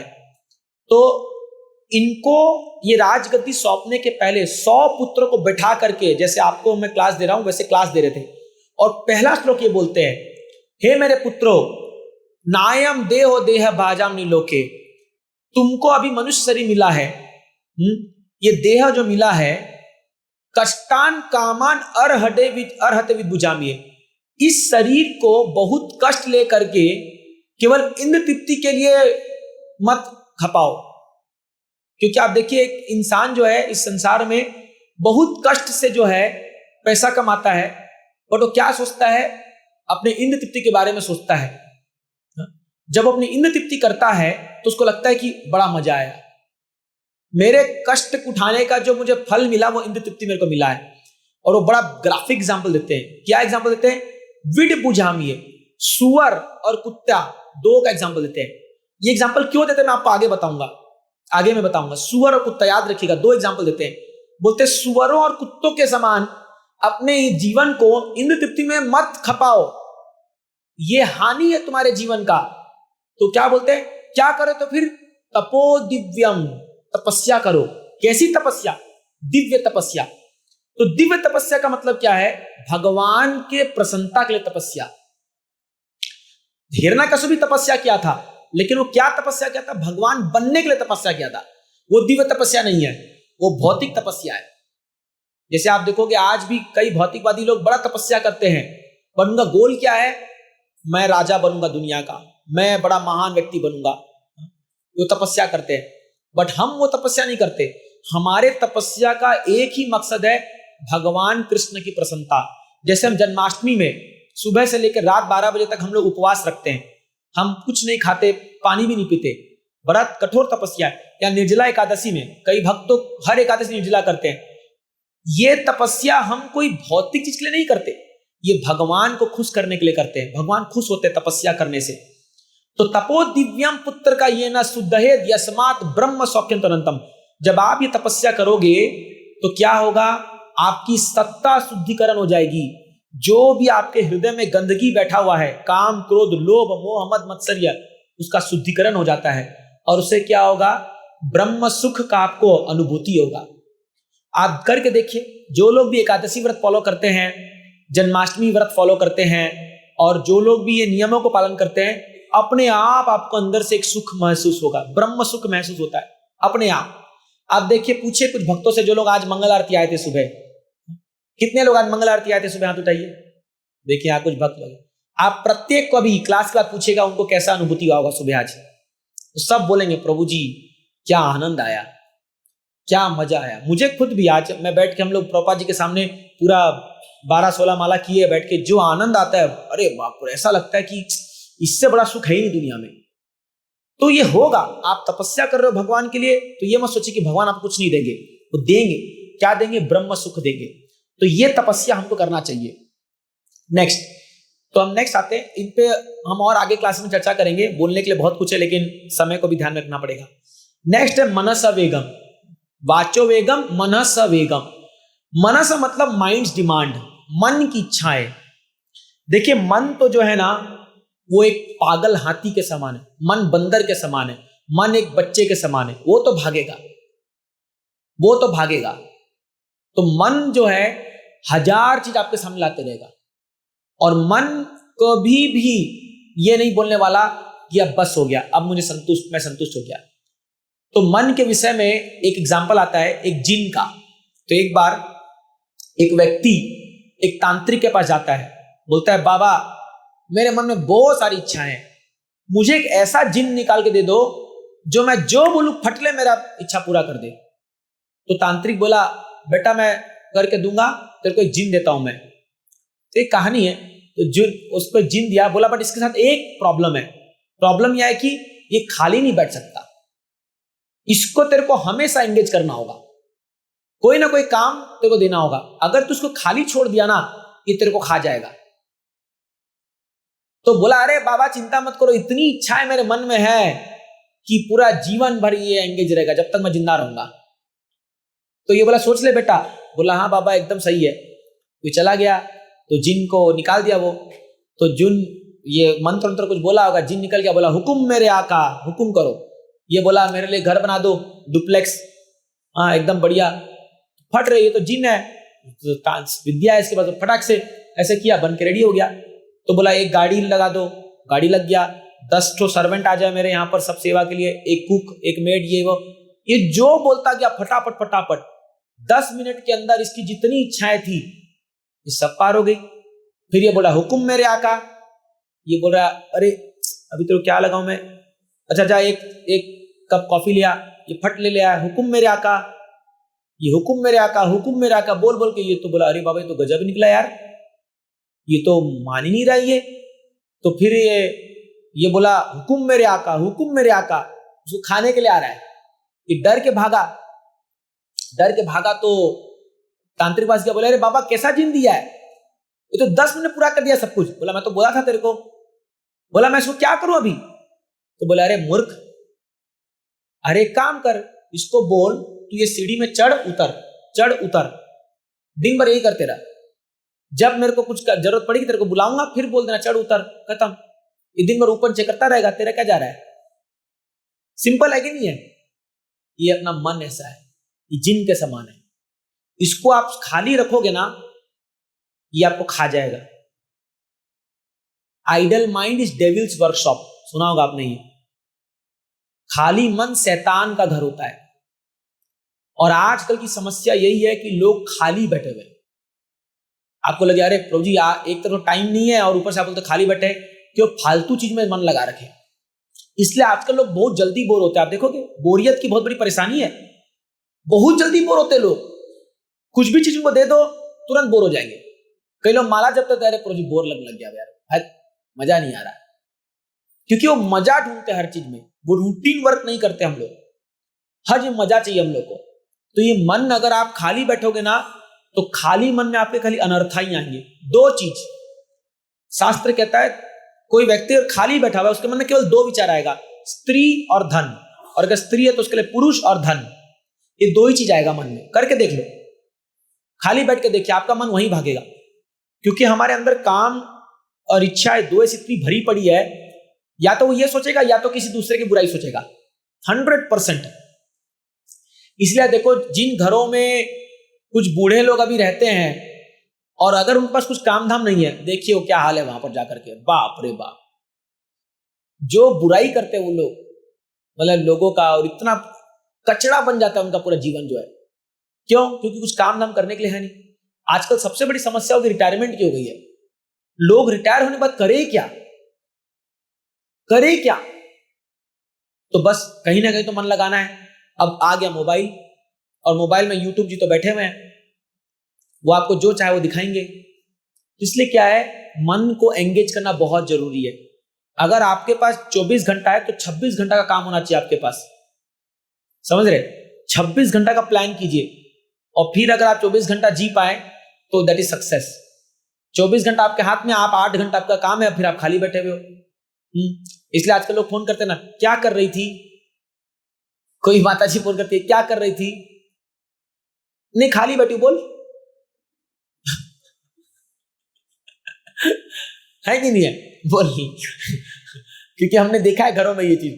अब वो बोलना शुरू करेगी, वो 1 घंटा पूरा कान में लगाया लगाया लगाया लगाया, सारा अपना घर का कचरा उड़ेल देगी। यहाँ पर सारा कचरा, मेरी सास ऐसे बोली, मेरी ननद ये बोली, मेरी वो करी, देख तो उसको, ये है वो है, आन तन पढ़ करके पूरा जो है ये सास बहू की कहानियां शुरू हो जाती है पूरी। तो क्या है, खाली बैठे रहोगे। इसलिए उसके अच्छा ये, इसलिए प्रभुपाद जी ने नियमित रूप से माला का जप हमको दिया। 16 माला जप करना भाई, तुम्हारा 2.5 घंटा तो फिक्स हो गया। 16 माला प्रभुपाद जी ने ऐसा लगा दिया है नियम कि 2.5 घंटा तो गया आपका 24 घंटा में, देना ही पड़ेगा ना। और अगर दीक्षा ले लिए तो करना ही पड़ेगा। तो अभी देखिए, इसलिए इस्कॉन में आप पता है सुबह 4:30 से लेके हम 3:30 4 बजे उठ जाते हैं, 10 बजे तक 6 घंटा कहां पार होता है हम लोग को समझ में ही नहीं आता। हवा की तरह पार हो जाता है पूरा वो 6 घंटा। तो 6 घंटा ऐसे चला गया, और रात का 6 घंटा सोने में चला गया। 12 घंटे तो गए, आधा दिन तो गया ऐसे आपका खत्म। अगर आप मॉर्निंग प्रोग्राम करते हो और रात का सोने का 12 घंटा गया, बाकी 12 घंटा में आपको भी ये प्रचार, पढ़ाई करो, ये सब करो। अभी देखिए, अभी हम लोग वृंदावन यात्रा जाने वाले हैं। कल ही एक भक्त बोला, प्रभु जी अभी तो गए थे हम लोग वृंदावन, अभी 1 महीना पहले तो गए थे। मैं, अरे बाबा 1 साल हो गया उसको। ऐसे टाइम पार हो रहा है, समझ में नहीं आ रहा कहां जा रहा है। तो अपने शेड्यूल को बिजी बनाइए, भक्ति में बिजी बनाइए, डू सम सर्विस, कुछ सेवा कीजिए, कुछ पढ़ाई कीजिए, कुछ प्रचार में सेवा में लगाएंगे तो आप देखोगे धीरे धीरे आपका मन एंगेज रहेगा। और प्रभुपाद जी बताते हैं, सबई मना कृष्ण पदारविंदयोर, अपने मन को कृष्ण में लगाइए। सबसे बेस्ट तरीका है, कृष्ण का स्मरण करना होगा, कृष्ण की सेवा। अभी देखिए, मन को लगाना बहुत मुश्किल है कृष्ण में, तो इंद्रियों को कृष्ण में लगाना होगा सेवा में। देखिए अभी सैटरडे संडे, अभी से कुछ भक्त है जो सैटरडे प्रोग्राम में भी रहते हैं, संडे में भी आते हैं।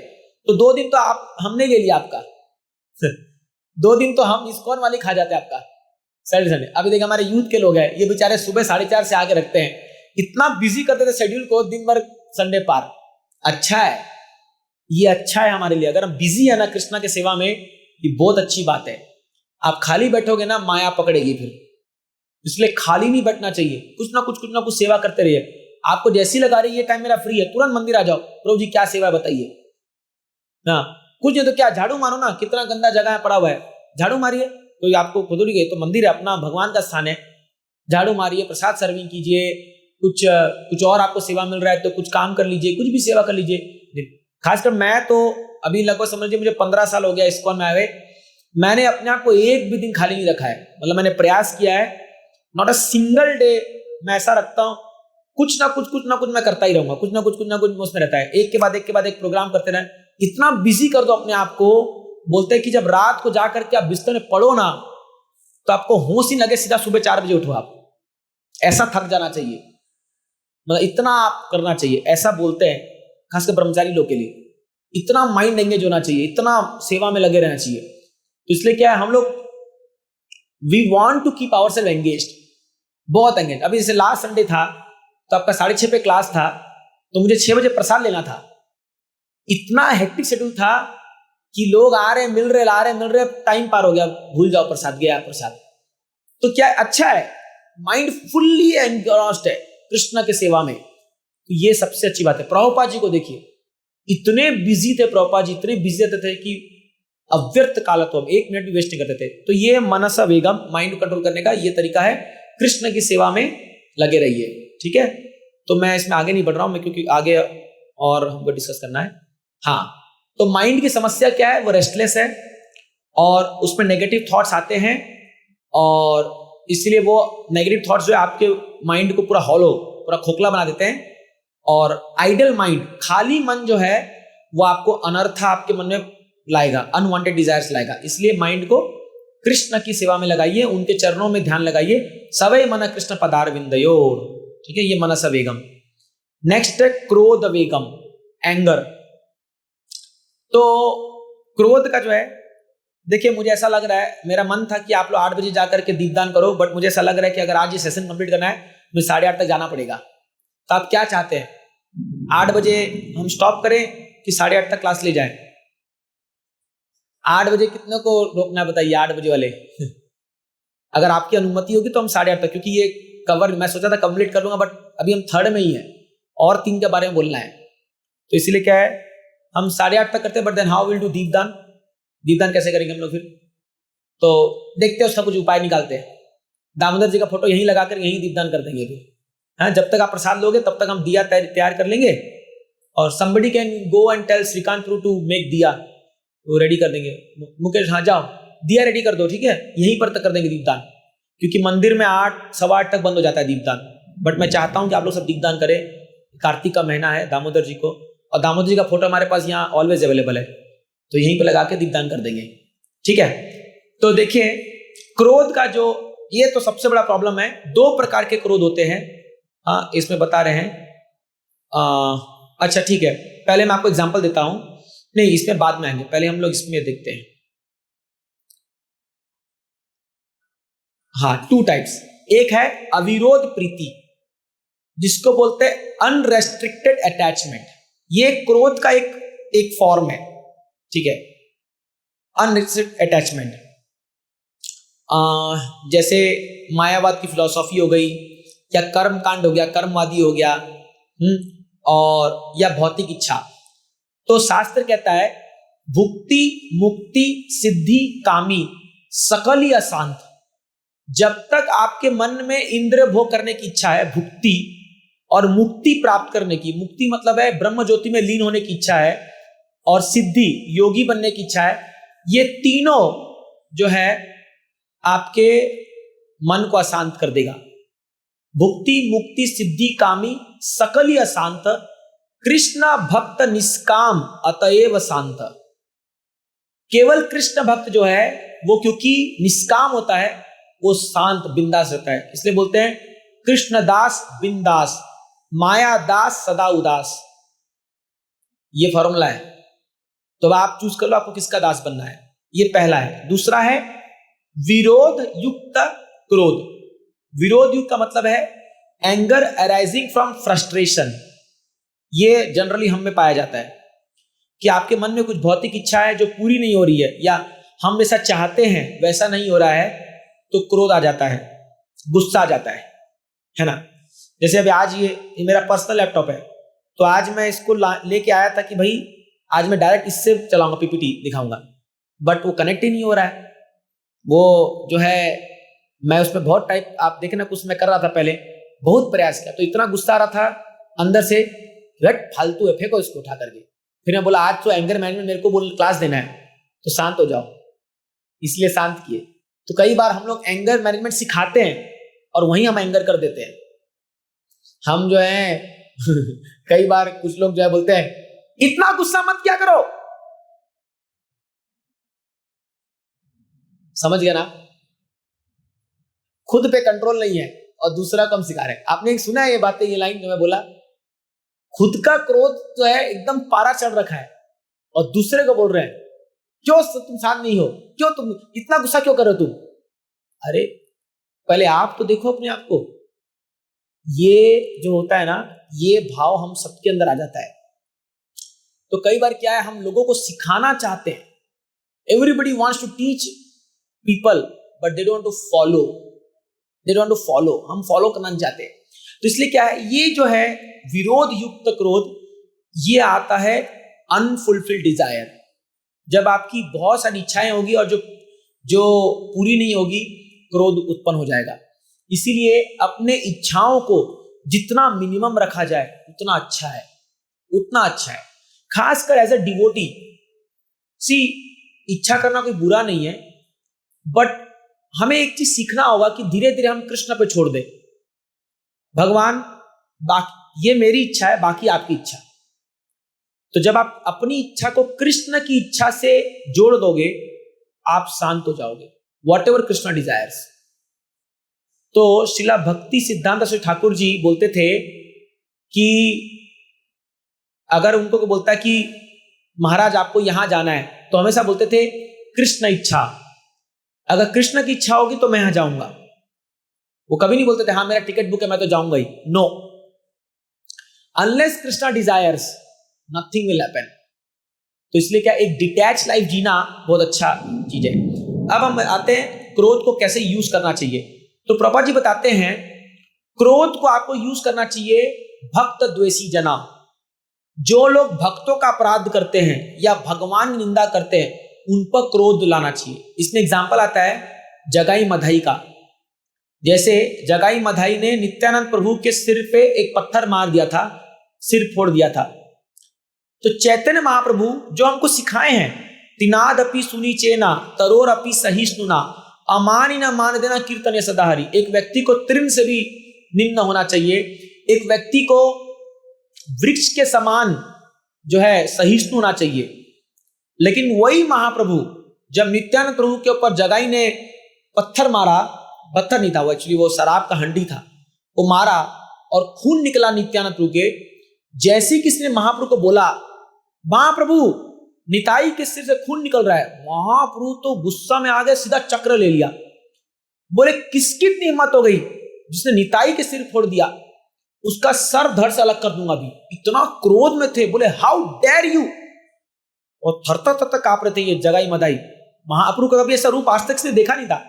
समय चैतन्य महाप्रभु तो हमेशा एक विनम्र भाव में, एक त्रिनाद पिछुनिचा रूप में थे, लेकिन जब नित्यानंद प्रभु मारा, चक्र उठा लिया, पूरा चक्र घूमने लग गया और नित्यानंद प्रभु उनका चरण पकड़ लिया महाप्रभु का। बोले महाप्रभु इस युग में आप पर चक्र शोभा नहीं देता, इस युग में आप अस्त्र नहीं उठाओगे, इस युग में आपका एक ही अस्त्र है, वो है हरिनाम। हरे कृष्णा कृष्णा कृष्णा हरे हरे, हरे राम राम राम हरे हरे। तो एक्चुअली मधाई ने मारा था, तो मधाई तो पूरा पसीने में लथपथ हो गया, बोला आज तो गए। अरे चक्र समझ रहे हो 100 करोड़ सूर्य का उसमें तेज है, बुरा बोला भैया आज तो गए, खत्म कहानी हमारा। बट नित्यानंद ने कहा महाप्रभु ये मधाई मेरे को दूसरा हंडी मारने जा रहा था और जगाई में उसको रोक लिया, जगाई ने उसको रोका। जब महाप्रभु ने सुना कि जगाई ने रोका, तब उसको गले लगा लिया महाप्रभु। और फिर महाप्रभु जो कृपा देते इन पर, अरे बाप रे बाप, चैतन्य भागवत में लिखा हुआ है क्या ब्लेसिंग देते इन लोगों को। नित्यानंद प्रभु को बचाने के चक्कर में जगाई मधाई को एम्ब्रेस करते महाप्रभु, सारा पाप हर लेते उनका। बड़े पापी होते ये लोग, इनकी कथा आप सुनोगे चैतन्य लीला में, बड़ हर लेते हैं।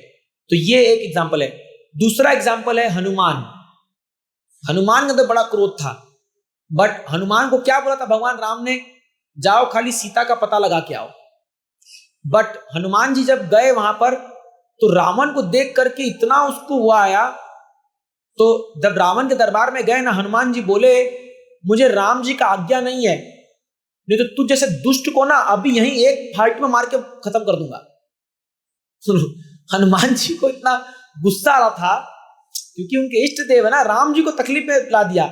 बोले आज्ञा नहीं है और मैं चाहता नहीं कि दुनिया मुझे क्रेडिट दे कि मैंने रावण को मारा, मैं चाहता हूं दुनिया राम जी को क्रेडिट दे कि राम ने रावण को मारा, नहीं तो तुझ जैसे को तो मैं अभी यहीं खत्म कर दूंगा।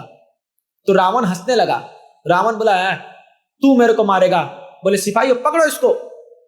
तो जानबूझ के हनुमान जी पकड़ाई में आ गए। आपने देखा होगा एपिसोड रामायण सीरियल में, और उसका पूंछ पकड़ रहे थे लोग, पूंछ पर घुमा घुमा के पकड़ाते हैं और बोलते हैं बंदरों को अपनी पूंछ से बड़ी प्यार होती है, जला दो इसके पूंछ को। बोले जलाओ,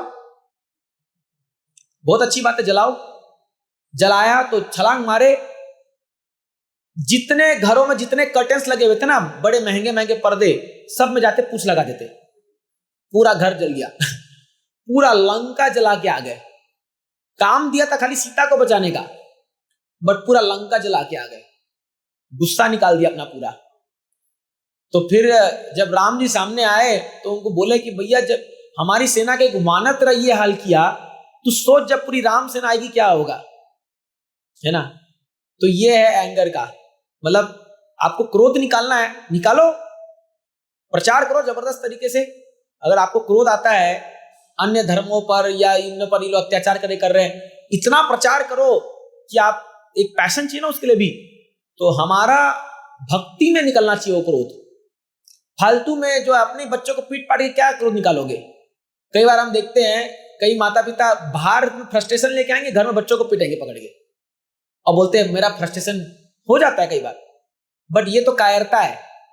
रियली अगर आप में क्रोध है तो कुछ ऐसा काम करके दिखाओ जो भगवान की सेवा के लिए उपयुक्त हो। दूसरा एग्जांपल, तीसरा एग्जांपल, अर्जुन। भगवान ने अर्जुन को कहा, अर्जुन अब देखो, फाइट करने के लिए क्रोध चाहिए, है ना। अगर हम जैसे वहां पर भक्त बनेंगे और हम युद्ध करने जाएंगे तो हम तो हाथ जोड़ेंगे, भाई मत मार मत मार, देखो खून खराब अच्छा नहीं है। अगर अर्जुन ये बोले दुर्योधन को कि भाई देखो मत मारो, वो युद्ध भूमि है, वहां फाइट करना है, तो फाइट के लिए क्रोध चाहिए। तो इस प्रकार 3 एग्जाम्पल आते हैं शास्त्र में, और भी बहुत एग्जाम्पल है। तो आपको अगर क्रोध निकालना है, मान लीजिए कोई व्यक्ति निंदा कर रहा है किसी भक्तों का, है ना। तो एक बार क्या हुआ, जब मैं शुरू में इस्कॉन ज्वाइन करा था, तो एक मेरा कजन, एक मेरा रिलेटिव जो है वो मेरे घर आया हुआ था, वो उटंग पटांग बोलने लग गया इस्कॉन के खिलाफ, ठीक है। तो पहले तो हम में चर्चा चलता, वो मेरे को कन्विंस करा था क्यों भक्ति नहीं करना चाहिए, ये वो अंतर। फिर धीरे धीरे वो इस्कॉन पे आ गया, कुछ बोलने लगा। मैं उसको बोला देख, इस्कॉन के बारे में कुछ मत बोल, प्रॉपर जो कुछ मत बोल। बोले क्या होगा क्या होगा क्या होगा, बोला क्या होगा तो देखेगा भी क्या होगा, ठीक है। थोड़ी देर बाद उसका तो हार्ट में दर्द होने लग गया। रियली वो बोला अरे दर्द, मेरे को छाती में पेन हो रहा है। मला अब अटैक आ रहा है। मला ज्यादा और बोलेगा ना, यही नरसिंह देव आएंगे और सीधा कर देंगे काम। तो उस दिन ना डर गया वो। उसके बाद से वो आज तक बोला भाई तुम लोग जो कर रहे हो सही है, मैं कुछ नहीं बोलूंगा, ठीक है। तो कभी कोई व्यक्ति अगर आपको क्रोध मतलब आपको दिखाना है तो प्रचार कीजिए। नहीं अभी यही करेंगे। तो आपको जब क्रोध आ रहा है ना तो प्रचार कीजिए। कोई लोग इस्कॉन के बारे में उल्टा सीधा बोल रहे हैं, मुंह तोड़ दीजिए उनका, अपने शब्दों से, हाथ से नहीं, शब्दों से उनको डिफीट कीजिए। समझ रहे? कोई भौतिकवादी व्यक्ति है जो आपको बोल रहा है क्यों भक्ति करना चाहिए, सिखाइए, 10 एग्जाम्पल दे दीजिए उनको क्यों भक्ति करना चाहिए। तब समझ में आएगा कि आप रियली, आपके अंदर वो जोश है, आपके अंदर वो भाव है। तो इसलिए क्या है, ऐसे क्रोध का पॉजिटिव यूज हमें करना चाहिए, ना कि कोई हमको बेइज्जती करके आ गया, हमारे इस्कॉन के बारे में, प्रभुपाद जी के बारे में कुछ बोल दिया और हम चुपचाप मुंह लगा गया, हम तो तिनादपि सुनीचरा बनेंगे। अरे वहां तिनादपि नहीं बनना है, वहां पर जो है आपको लायन के समान पूरा अपने प्रचार करना है। और तिनादपि कहां बनना है? भक्तों के बीच में बनना है। इसलिए बोलते हैं हमारा फिलॉसफी क्या है, लायन आउटसाइड लैम्ब इनसाइड। समझ रहे? लायन आउटसाइड, बाहर एकदम शेर की तरह चलिए कि हम भगवान के भक्त हैं, एकदम तिलक उलक लगा के, धोती कुर्ता पहन के एकदम प्राउड से चलिए। और जब हम अंदर आए तो हरे कृष्णा, भक्तों के बीच में एकदम विनम्र होना चाहिए, ये भाव होना चाहिए। होता उल्टा है, अंदर घर में शेर बन जाएंगे, अपना घर है ना, और बाहर जो है चूहे बिल के घूमते रहेंगे, कोई कुछ ही बोल दे। तो ये होना चाहिए हमारा फिलॉसफी के प्रति, इतना स्ट्रांग विश्वास होना चाहिए कि हम लोगों को चुप कर बैठा सके। ठीक है, नेक्स्ट आगे बढ़ते हैं। अभी ये तो हो गया अपना, और 3 बचा हुआ है, बस मैं थोड़ा 15-20 मिनट कंप्लीट करता हूं। अर्ज ऑफ टंग, जीवा बेगम, ये भी बहुत बड़ा टॉपिक है। तो ये जो है अपने जीवा को कंट्रोल करने के लिए सबसे बेस्ट उपाय है प्रसाद खाइए। इसमें मैं बहुत बार बोल चुका हूं, केवल प्रसाद खाइए। आपको जितना खाना है खाइए, लेकिन प्रसाद खाइए। हाँ, प्रसाद को छोड़ के कुछ भी आप खाते हैं तो of course we should avoid overeating, क्योंकि ओवर ईटिंग से बड़ी प्रॉब्लम आ जाती है। एक तो पेट खराब होता है, ऊपर से जीवा से, अभी आगे आएगा, सारी इंद्रियां जीवा से कनेक्टेड है। जिस व्यक्ति का टंग कंट्रोल नहीं है ना, वो व्यक्ति कुछ कंट्रोल नहीं कर सकता। तो इसलिए क्या है, ये जीवा को कंट्रोल करना, इसलिए हम क्या कहते हैं, महाप्रसादे गोविंदे नाम ब्राह्मणी वैष्णवे स्वल्प पुण्यवतम राजन विश्वास होने बजाते शरीरार अविद्या जाल। हे भगवान, ये शरीर अविद्या का जाल है। जड़ेंद्रिया ताहे काल, जड़ेंद्रिया, ये जो इंद्रियां हैं इसके जाल में फंस गया है। जीवे फैले विशेष सागरे तार मध्य जीवाति लोभोमय सुदुर्मति। इन सभी इंद्रियों में सबसे पावरफुल इंद्रिय क्या है, जीवा, टंग। खाने की जो प्रवृत्ति है लोगों की, क्या क्या नहीं खाते। एक आइसक्रीम खाने के लिए लोग लोनावाला चल जाते हैं, पता है आपको। आइसक्रीम खाने के लिए 1,500 का तेल जला देगा वो, बहुत बढ़िया आइसक्रीम मिलता है वहां पर। हाँ, व्यक्ति का, अभी जैसे एक व्यक्ति अभी हॉस्पिटल में एडमिट हुआ, उसको किडनी में डायलिसिस हो रहा है और वो हॉस्पिटल में एडमिट होकर पिज्जा मंगा रहा है। तो डॉक्टर फोन करके बोल रहा है, अरे ये कैसे मरीज को भेज दिया आपने, इसको जल्दी मरना है क्या? तो बोलता है मरूंगा लेकिन खा के मरूंगा। तो जीवा का ऐसा वेग है, टेस्ट बर्ड जो हमारा है ना, वो टेस्ट पाने के लिए, हाँ, जैसे आज हमारे किसी भक्त का बर्थडे था तो दोपहर में वो बुला लिया हम लोग को बर्थडे में। अब क्या हुआ मेरे साथ, देखिए, वो बड़ा सा केक ले आया वो लोग, उसको पूरा क्रीम भरा पड़ा था। अब मुझे पता है मुझे क्रीम सूट नहीं करता है, तो मैं सोचा कि थोड़ा सा इनको खिलाऊंगा और खुद थोड़ा सा खा के निकल लूंगा। अब वो एक डोना में भर के पूरा एक बड़ा केक ला दिए। अब मुझे पता है कि भाई ये क्रीम खाने ही मेरे को पेट में गड़बड़ होगा, अच्छा नहीं लगेगा, बट टेस्ट इतना अच्छा था कि खा गया। अब दोपहर को जैसे ही खा के गया, मैं बोला यार क्यों खाया, बट नेक्स्ट टाइम से कभी नहीं खाऊंगा। लेकिन पता है फिर वहां जाएंगे ना, वो जैसी वो क्रीम आएगा, अरे बहुत टेस्टी है यार, ये तो बड़ा अच्छा लग रहा है।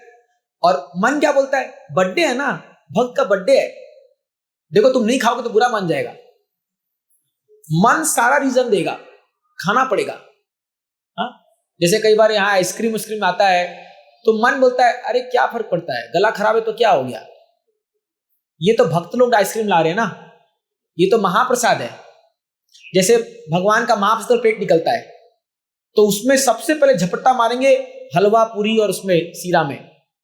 जो करेला प्रसाद होगा वो एकदम लास्ट में बच जाएगा।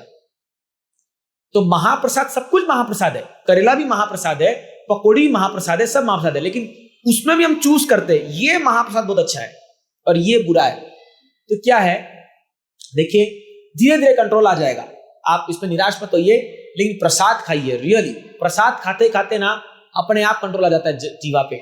और जो व्यक्ति अपने जीवा को कंट्रोल कर लिया ना, वो अपने पूरे इंद्रियों को कंट्रोल कर लेगा। ये बहुत इंपॉर्टेंट है, खासकर भक्तों के लिए, वैष्णव के लिए। तो इसका बेस्ट तरीका है प्रसाद खाना। और दूसरा, जब कृष्ण आपके लिए प्रसाद अरेंज करे तब खाना, मतलब कि ज्यादा ओवर एंडेवर नहीं करना प्रसाद के लिए। जैसे मैंने बताया ना, लोनावाला जा रहे हैं खाने के लिए आइसक्रीम, या चाट मसाला खाने के लिए जा रहे हैं चौपाटी, हाँ अरे बहुत बढ़िया मिलता है। कुछ ऐसे हमारे इस्कॉन में फूडी लोग हैं जिनको हर इस्कॉन मंदिर गोविंदास पे पता क्या मिलता है। वो मदन मोहन गोविंदास में नहीं खाएंगे, चौपाटी या गोविंदास जाके खा के आएंगे पिज्जा। और वो एक बार मेरे को भी उठा के लेके चले गए, प्रभु जी आपको पता है चौपाटी का जो गोविंदास है ना, अरे आपने पिज्जा नहीं खाया, क्या किया आपने इस्कॉन में आकर के, आपने गोविंदास का पिज्जा नहीं खाया, बेकार हो गया आपका इस्कॉन में आना। ऐसे ऐसे लोग बोलते हैं। जो फूडी लोग है ना, तो ये फूडी लोगों का जो है ना, इनका बड़ा प्रॉब्लम है। जहां भी जाएंगे, वृंदावन जाएंगे तो वहां पर उनको पता है, ये नहीं पता होगा किस मंदिर में कौन सा विग्रह है, बट ये पता होगा किस नुक्कड़ में कौन सा प्रसाद मिलता है। एक बार मेरे को एक डिवोटी वृंदावन में गया, रात को 10:30 बजे वो ऑटो बुक किया, बोला प्रभु जी आज आपको मैं वृंदावन का सबसे फेमस आइटम खिलाऊंगा। बोला कहां लेके जा रहे हो, तो वो पूरा लेके घुमाया। सोचिए 200 रुपया ऑटो वाले को दिया। अब ये गली गली, वृंदावन में तो गली गली है, गली गली लेकर के मेरे को पहुंचाया वहां पर 10:30 बजे रात को, और बोलता है प्रभु जी यहाँ पर ना ढाबेली बहुत अच्छी मिलती है। मैं बोला भाई तू वृंदावन इतने बार आया, यही सीख के गया तू यहाँ से, ढाबली कहाँ मिलती है? और उस दिन प्रभु जी हम 5 मिनट लेट हो गए, ये बंद कर दिया काउंटर। बोला चुपचाप से ब्रज की रोटी खाओ और हरि नाम करो। तो क्या फूडी लोग ना जहां भी जाएंगे ना, उनको प्रसाद खाने का वो लग जाता है। एनी हाउ चलेगा, प्रसाद खाइए, प्रसाद खाओगे आपका जीवा कंट्रोल हो जाएगा। और तीसरा है शेड्यूल टाइम्स में खाना चाहिए, एक प्रॉपर टाइम में खाइए। कभी भी कुछ भी खा लिया, हाँ, बकरी की तरह चरते रहेंगे, बस जहां भी कुछ देखा चरते रहेंगे। इससे क्या होगा ना, पूरा सेंस कंट्रोल, पूरा वाट लग जाएगी उसकी। इसलिए शेड्यूल टाइम में खाना चाहिए, एक अनुशासन होना चाहिए। इसलिए हमारे इस्कॉन में बढ़िया अच्छा नियम है, सुबह 9:30 बजे खाते हैं और शाम को 2 टाइम प्रसाद बनता है। अब जिसको 3 टाइम खाने से, मैं क्या करता हूं, मैं टिफिन में रख लेता हूं सुबह थोड़ा खाता हूं, दोपहर को थोड़ा, फिर शाम को थोड़ा खा लेता हूं। आपका अपना बॉडी जैसा सूट करता है, बट शेड्यूल टाइम में खाइए। और आप देखिए, बट आजकल तो बाप रे बाप, लोग रात को 12 बजे वो टीवी के सामने बैठ के खा रहे हैं। क्या होगा उनके शरीर का, आप सोचिए। रात को 11, 12, 1 बजे जो है, और वो तो छोड़िए, फ्रिज में रखा हुआ 3 दिन पुराना है कि नहीं है। ये जो प्रोसेसिंग फूड होती है ना, प्रोसेस्ड फूड, आप ये बाहर देशों में जाओगे ना तो वहां फ्रेश खाना नहीं खाते। वो ये जैसे मीट होता है ना, उसको पैकेज करके पूरा फ्रिज में रख के खाते, सड़ा हुआ खाना, पूरा तमोगुण का खाना है वो। 3 घंटा से ऊपर अगर खाना हो गया ना, वो तमोगुण में चला जाता है, पता है आपको? 3 घंटा। जो खाना 3 घंटा पहले बना है उसको बासी बोलते हैं। आप लोग बोलते हैं बासी खाना है। तो प्रयास कीजिए, अभी घर में कभी कभी खाना पड़ता है क्योंकि वो फेंक नहीं सकते, बट फ्रेश खाना खाना चाहिए, एकदम फ्रेश गरम गरम बना हो वो खाना खाना चाहिए। उससे क्या है, सात्विक गुण आपके अंदर आएगा, और सत्व गुण से जो है आपका शरीर बहुत शुद्ध बनेगा। तो प्रयास कीजिए अगर ये हो पाए तो ऐसा करने का, तो इससे हम जीवा कंट्रोल कर पाएंगे। ठीक है, नेक्स्ट आगे बढ़ते हैं। ये प्रेयर मैंने आपको बता दिया, ठीक है। नेक्स्ट, हाँ, ये जीवा हो गया। हाँ, तो ये तमोगुण, रजोगुण, ये है, ये सब आपके किताब में दिया हुआ है, आप पढ़ लीजिएगा, सब तात्पर्य में दिया हुआ है। तात्पर्य पढ़ोगे तो समझ में आ जाएगा।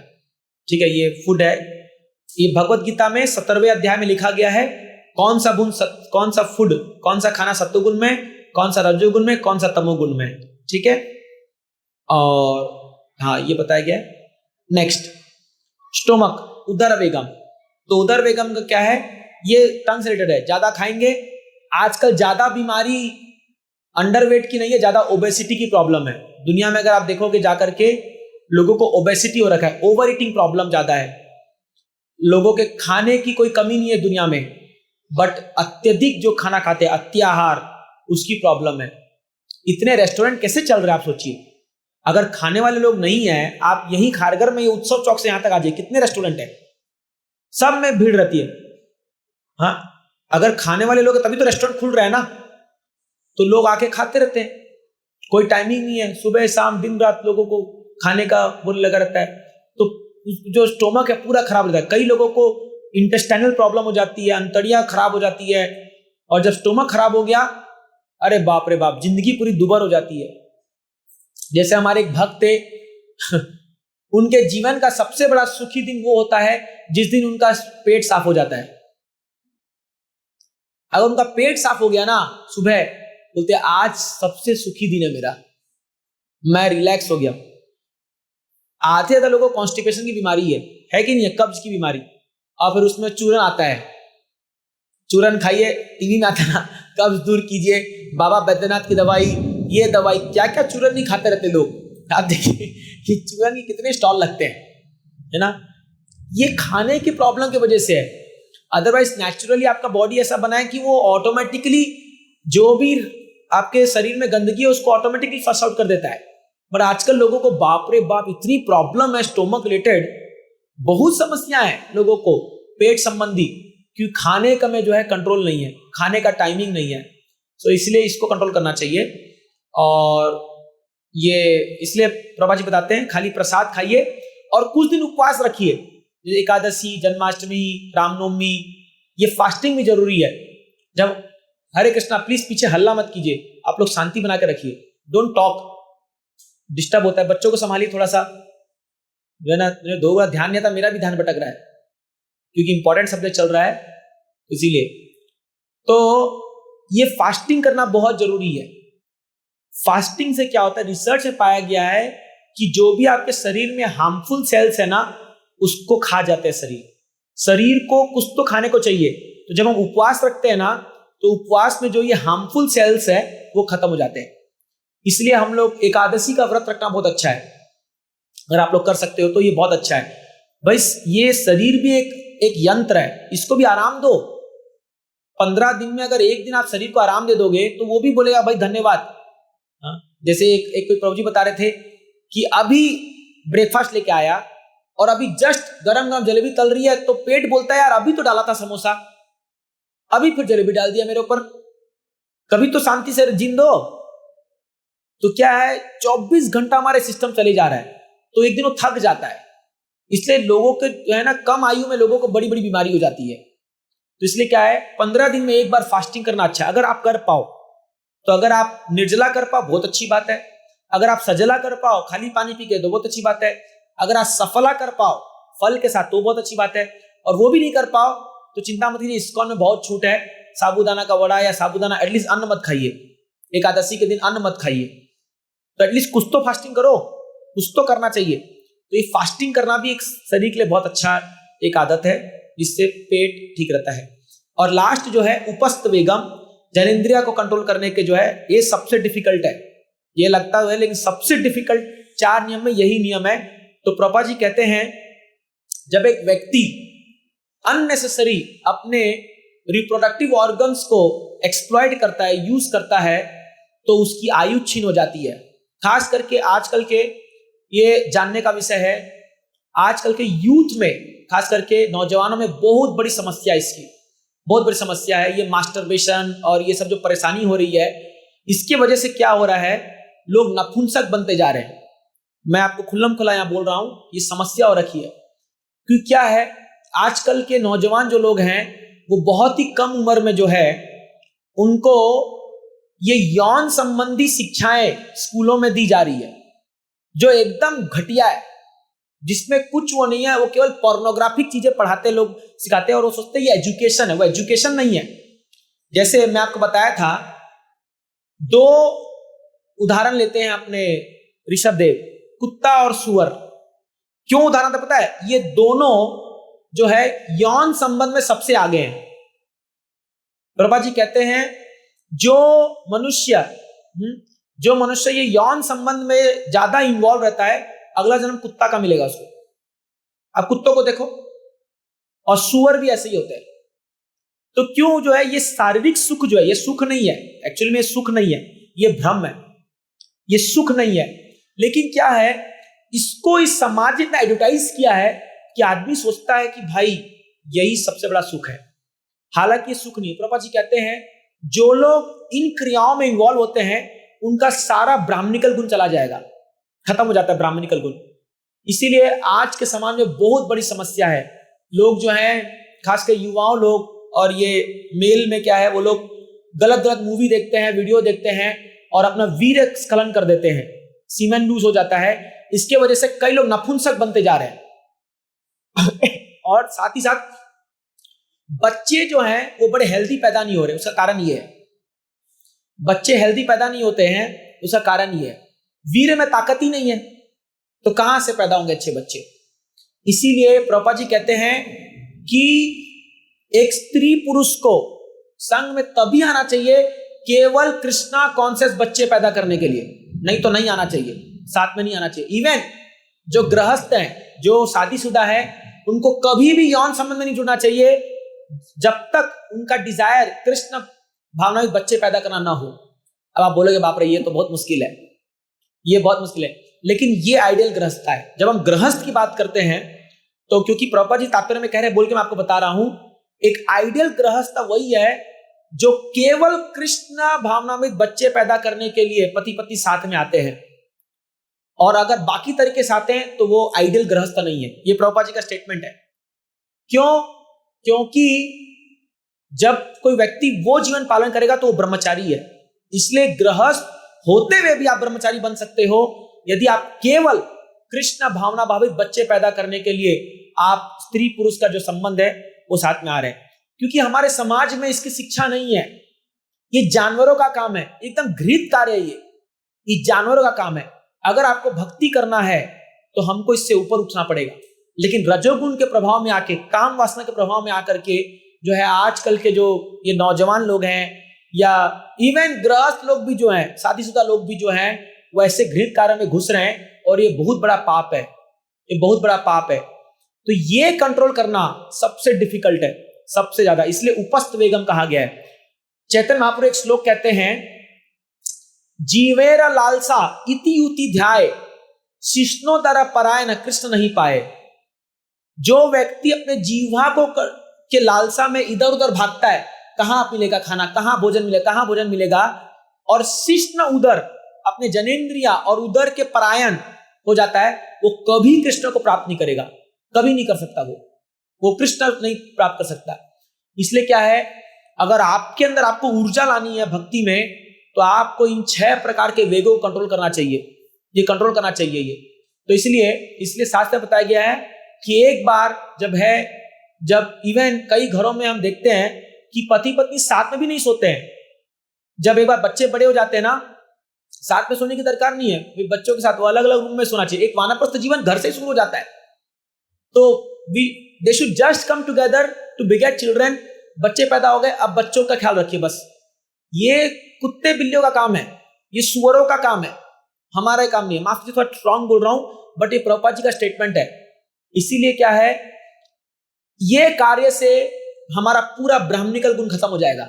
आपके अंदर जो है सारी सहन शक्ति, सारे दुर्गुण इससे ही आते हैं, ये कार्य से दुर्गुण आते हैं। इसीलिए ऋषभदेव कहते हैं कि विड, एक सुअर और कुत्तों के समान अपने जीवन को मत बनाइए।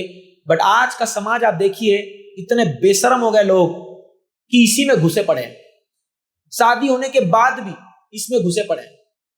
ये जीवन एकदम नरक का जीवन है। और इसलिए मनुष्य जीवन, इसलिए आप देखिए ना, आप एक बार क्या हुआ, हम लोग ब्रह्मचारी जब ज्वाइन किए थे तो मैं पुणे में गाड़ी चला रहा था, कार चला रहा था। अब मुझे रास्ता पता नहीं था उस समय, मैं घुस गया वहां पर एक गली में।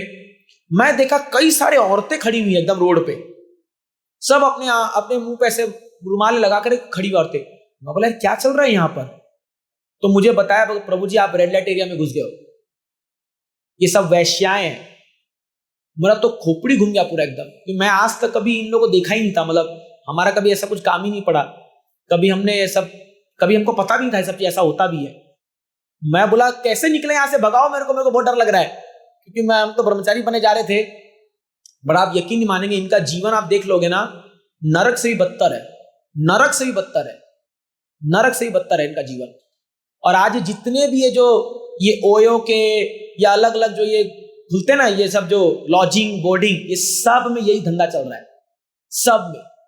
हमारा एक भक्त बाल कटाने चला गया था यहाँ पर एक सैलून में, तो उसको पूछते किससे बाल कटवाओगे, मेल से कि फीमेल से? ये बोला क्या मतलब है?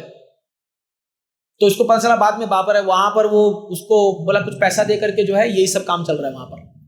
इतना गंदा हो गया समाज, इतना गंदा हो चुका है समाज कि अभी हमको बचने की दरकार है इससे। ये चीज से अगर आप नहीं बचोगे और हम इसके ट्रैप में फंस गए ना, पूरा जिंदगी बर्बाद हो जाएगा। मैं जानबूझ के बहुत स्ट्रांग बोल रहा हूं, हमारे बच्चों को इससे बचाना है। हमारे बच्चों को ऐसे ऐसे ट्रैप बना रखे लोग ना कि आदमी फंस जाता है इन चीजों में, क्योंकि ये नेचुरल अर्ज है, ये नेचुरल शरीर की एक डिमांड है। तो इसीलिए विवाह का योजना बनाया गया है हमारे शास्त्र में। विवाह आप देखिए एक संस्कार है। विवाह संस्कार क्यों है? क्योंकि एक उम्र के बाद जब एक प्यूबर्टी आती है या एडोलेसेंस आता है, तो व्यक्ति को इसकी दरकार है। तो उसके लिए एक प्रॉपर चैनल बनाया गया है हमारे समाज में या वैदिक सभ्यता में। जो है ये कुत्ते बिल्लियों की तरह हमको नहीं सिखाया गया, एक सभ्यता बनाई गई है एक। और इसीलिए क्या है, इसको नहीं, तो प्रभुपाद जी ने बहुत स्ट्रांगली इस पे बोला था। जो प्रभुपाद जी, क्योंकि अमेरिका प्रभुपाद जी गए थे ना, तो वहां तो ऐसे जानवरों की तरह लोग पड़े रहते हैं। ये हमारी सभ्यता नहीं है। एक कल्चर्ड घर में, एक सभ्यता में इन चीजों पे ध्यान देना चाहिए कि हम कैसा आचरण रख रहे हैं, हम कैसा एग्जाम्पल सेट कर रहे हैं। अनरेस्ट्रिक्टेड यौन संबंध जो है वो नाश का कारण है, वो पतन के लिए लेके जाएगा। और बहुत बड़ा पनिशमेंट है उसके लिए, बहुत बड़ा पनिशमेंट। अगर मैं आपको बता दूंगा ना, अभी श्रीमद् भागवत के 5वें स्कंद में बताया है, स्पेशल नरक बनाया गया ऐसे लोगों के लिए। तो ये बहुत, आप डर जाओगे अभी यहाँ पर, इसलिए नहीं बता रहा हूँ उस चीज को। But still we should try एक प्योर लाइफ जिए और ये सब इंद्रिय विषय वस्तु में मत पड़िए, अपने जीवन को शुद्ध बनाइए। जितना शुद्ध बनाओगे उतना मेधा शक्ति बढ़ेगी, उतना भगवान में मन लगेगा, भक्ति में हम आगे बढ़ेंगे। प्रयास करना होगा, ये तपस्या है। जब हम ये तपस्या को चाहते हैं, हमसे भगवान खुश हो जाते हैं, और जब भगवान खुश हो जाएंगे आप देखोगे आपका पूरा जीवन, एक जीवन खाली जो है, थोड़ा तपस्या कर लेते हैं, थोड़ा टॉलरेट करना पड़ेगा बट कर लेते हैं, एक जीवन खाली दे दीजिए, एक जीवन, ये सब लफड़े से ही पार हो जाएंगे पूरा हम लोग। तो इसीलिए क्या है, ये उपस्थ वेगम में जो है प्रभा जी बताते हैं कि क्या जो लीगल है, प्रॉपर है, जैसे मैंने बताया कि कृष्ण भावनाविद बच्चे पैदा करने के लिए जब स्त्री पुरुष संघ में आते हैं तो वो सही है, और जो इलीगल है उसको अवॉइड करना चाहिए। ठीक है, तो इसीलिए ये भक्तानंद जी यहाँ पर कहते हैं कि हाँ, जब आपने जीवा में कंट्रोल डालोगे तो ये देखिए, जीवा आपका उदर और जनेंद्रिया ये तीनों एक लाइन में है, तो स्टार्ट यहां से होता है। जिस व्यक्ति का जीवा में कंट्रोल नहीं है वो बाकी इंद्रियों में भी उसका कंट्रोल नहीं होगा, इसलिए सबसे पहले स्टार्ट होता है जीवा से। तार मध्य जीवाति लोभोमय सुदुर्मति, तो जीवा जो है, जीवा वेग को कंट्रोल करना बहुत बहुत जरूरी है। हाँ, बहुत बहुत जरूरी है जीवा वेग को कंट्रोल करना, और इसके लिए प्रसाद खाना बहुत जरूरी है। आप लोग जो है, देखिए मैं ये बात यहाँ कंक्लूजन में बताना चाहता हूं, ये कंट्रोल करना भक्ति नहीं है। ये जो 6 प्रकार के वेग है, इसको कंट्रोल करना कोई भक्ति नहीं है, लेकिन यह भक्ति में सहायक है। समझ रहे? जो व्यक्ति इनको कंट्रोल नहीं करता है, भक्ति धीरे धीरे उसके हाथ से फिसल जाएगी। हमने देखा है चीजों को। जब तक आप सेंस कंट्रोल नहीं बनोगे, आपका माइंड कंट्रोल नहीं होगा, और जब तक माइंड कंट्रोल नहीं होगा, आप अपने मन को एक जगह टिका नहीं पाओगे। तो फिर कुछ 2-4 महीना भक्ति करोगे और फिर आपको बोरियत लगेगी, छोड़ के भाग जाओगे। कितने आए कितने गए, कितने लोग आते हैं हमसे मिलते हैं, प्रभु जी अब हमको एकदम सीरियस भक्ति करना है, हमको ये बनना है, हमको वो करना है, हम त्रिपुर जी एक माला जप कर लीजिए, फिर दिखते ही नहीं है कभी। कितने लोग को मैंने देखा, कितना प्रचार, मैंने हम लोग कितने क्लासेस दिए, कितने किए, बट कितने टिकते हैं, कि प्रॉब्लम यहां पर है, माइंड टिकता नहीं है। और कई लोग तो इसलिए नहीं आते कि भैया सारा खाना पीना बंद करा देंगे ये लोग, ये भी एक डर है लोगों को। पर हम करें क्या? प्रोसेस तो ये है ना, अगर एक डॉक्टर आपको बोले कि आपको ये बीमारी है, हाँ, और आपको ये नहीं खाना है, और आप बोलेंगे बेकार डॉक्टर है, खाने पीने को मना कर रहा है, जाएंगे नहीं डॉक्टर के पास। ऐसे डॉक्टर के पास जाएंगे जो खाने पीने को मना नहीं करेगा, दवाई कितना ही दे दे, कभी बीमारी ठीक होगी? आप दवाई लोगे फिर खाओगे, फिर हो जाएगा वही चीज। तो इसीलिए अगर आपको रियली भक्ति करना है और आपको गोल प्राप्त करना है, इससे स्टार्ट होगा। ये पहला श्लोक है उपदेशामृत का, इसीलिए प्रयास कीजिए। मैं नहीं बोल रहा कि 100% अभी सक्सेसफुल होगा, प्रयास कीजिए। आप खुद नोट डाउन कीजिए क्या क्या मेरी कमजोरियां हैं। आप जब घर जाओ शांति से बैठिए, नोट डाउन कीजिए कि मेरी क्या क्या कमजोरियां हैं, किस जगह पे मैं मार खा रहा हूं या किस जगह पे मेरा प्रॉब्लम आ रहा है। भगवान से प्रार्थना कीजिए, भगवान शक्ति देते हैं, भगवान हमें अपनी इंद्रियों को वश में करने का ताकत देंगे। उससे घबराइए मत, डिस्करेज मत होइए, कभी भी निरुत्साहित मत होइए, मेरे से नहीं होगा, होगा, जरूर होगा, सबसे होगा। हम लोग जब यंग थे, अभी भी यंग है ही वैसे थोड़ा बहुत अभी से क्यों बुढ़ा बोले अपने आप को, तो जब हम लोग 18-19 साल के थे, आप यकीन नहीं मानोगे, हम लोग ने ये सब पालन करना शुरू कर दिए थे। तो कई बार लगता था यार ये तो बहुत डिफिकल्ट है, ये तो कुछ खाना नहीं है बाहर का। हमारे फ्रेंड लोग सब जो है रेस्टोरेंट में जा जाके खाते थे हॉस्टल का, और ये सब में वहां कभी पिज्जा कभी बर्गर कभी बन रहा है, हमको चावल दाल रोटी खाना पड़ रहा है। बट हम समाव उधर कंट्रोल कर लिए, बट उस समय जो तपस्या किया आज उसका फल मिल रहा है। आप यकीन मानिए, आप तपस्या करोगे उसका फल आपको 100% मिलेगा, क्योंकि भगवान उसका फल देंगे आपको। और अभी आप भोग इंद्र में लगोगे, आगे जाके पछताओगे। जो व्यक्ति अपने जवानी में जितना भोग इंद्र करेगा ना, बुढ़ापा में उतना तकलीफ पाएगा। ये प्रभुपाद जी का स्टेटमेंट है। इसलिए अभी तपस्या कीजिए, जब बुढ़ापा आएगा ना, आप एकदम जवान लगोगे और आप एकदम हृष्ट पुष्ट रहोगे। इसलिए अभी हमारा जीवन तपस्या का होना चाहिए। थोड़ा बहुत बस खाने को मिल जाए, अपना शरीर मस्त फिट रहे, और क्या फिटनेस चाहिए, क्या भी शरीर सुंदर बनाना है। आप तो जानिए कि शरीर पाप कर्म का फल है, क्या सुंदर दिखने का दरकार है इतना, और अच्छा ये सुंदर नहीं दिखे तो बहुत अच्छी बात है, हम सुंदर नहीं दिखे तो बाकी लोग अट्रैक्ट नहीं होंगे हमसे, अच्छा है ना, ये तो अच्छा है।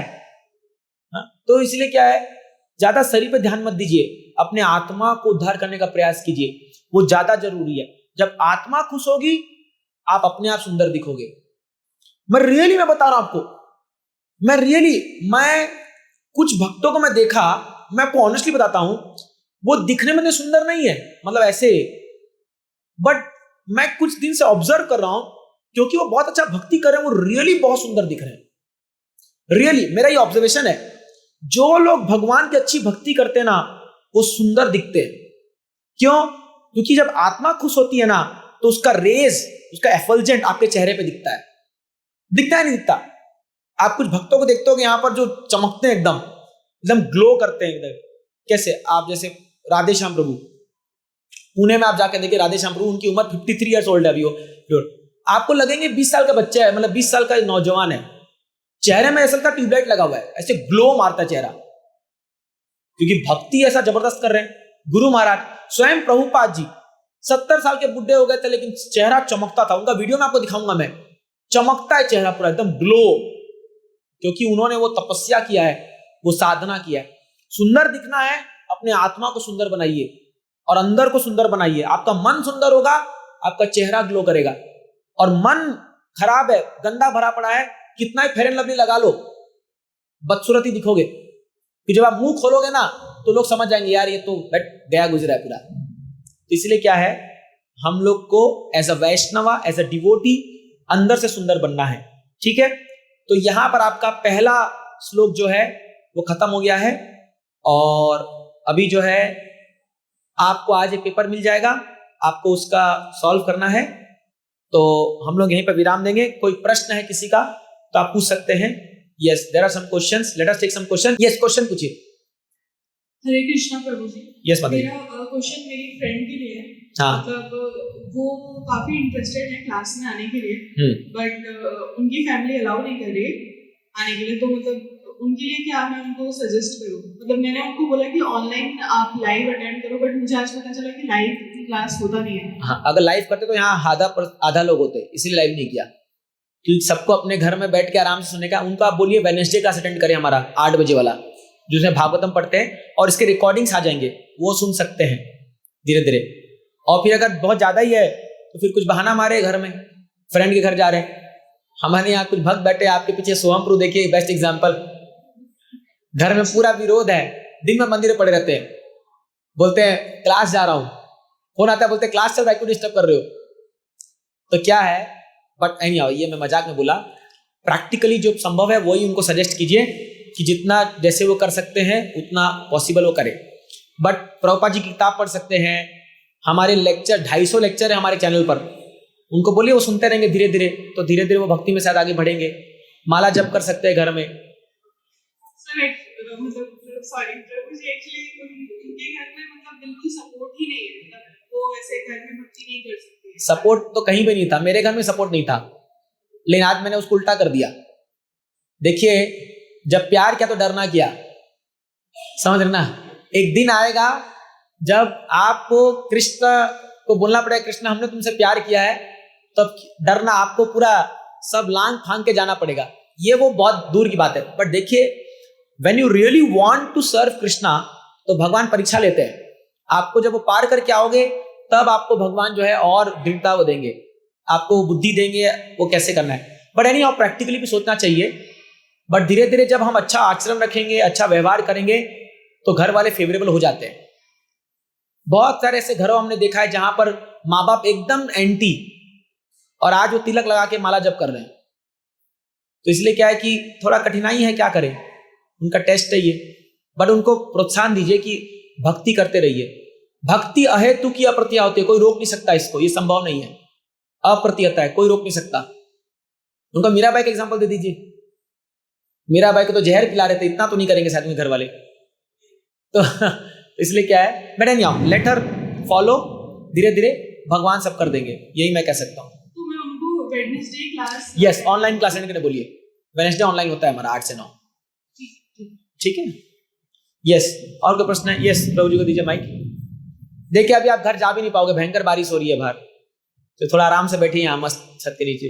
प्रश्न वाणी से लेके जैसे मैं एक सेल्स जॉब में हूँ तो मैं ऑलमोस्ट हमेशा रजोगुण में रहता हूँ, और जब मैं ड्राइव करता हूँ तो जिस तरह का हमारा ट्रैफिक है तो मेरे मुँह से इतने अपशब्द निकलते ड्राइव करते टाइम पे। मैं जानता हूँ कि मुझे नहीं बोलना है, लेकिन वो सिचुएशन ऐसी आती है कि होता ही है। तो बैकग्राउंड में मतलब कृष्ण महामंत्र चलता होता है, फिर भी मैं रजोगुण से बाहर नहीं आता। तो मैं जैसे जानना चाहूँगी ऐसी सिचुएशन में हमने क्या करना चाहिए कि धीरे धीरे हम मतलब इस चीज से बच सके। ये हरी बोल साइड हो। जैसे हम लोग भी जब रजोगुण में आते हैं ना, तो हमारे मुंह से जो गाली नहीं निकलती है, सब कृष्णा को से निकलते हैं। तेरा हरी बोल हो जाएगा, है ना। तो क्या है, आप उसको भी कृष्णा को से बना सकते हो। देखिए क्या है प्रभु जी, रजोगुण में जब हम लोग रहते हैं ना, मैं जानता हूं ये एक हैबिट बन चुकी है, ये पहले से हमारे मन में हैबिट बन चुकी है, इसीलिए। बट आप जब ड्राइव करते हो ना, कुछ ऐसा चीज सुनिए जो आपके मन को पूरा सूदिंग कर दे। अगर आपको महामंत्र से काम चला तो कुछ कथा सुनिए, भगवान की सुंदर कथा लगा लीजिए। परम पूज्य राधा गोविंद महाराज की बढ़िया बढ़िया कथा आती है, कथा सुनिए जो आपके मन को थोड़ा सा शांत करे। क्योंकि आपके अंदर वो टेंशन रहता होगा ऑफिस जाने का, और उसका जो सारा प्रेशर है वो आता है और वो निकलता है दूसरे लोगों पर, सब चीजों पे। यही फ्रस्ट्रेशन है ना, फ्रस्ट्रेशन ही निकलता है बाहर हमारा। तो जब हम खुश रहेंगे, आनंद में रहेंगे, तो वो चीज रुक जाएगा।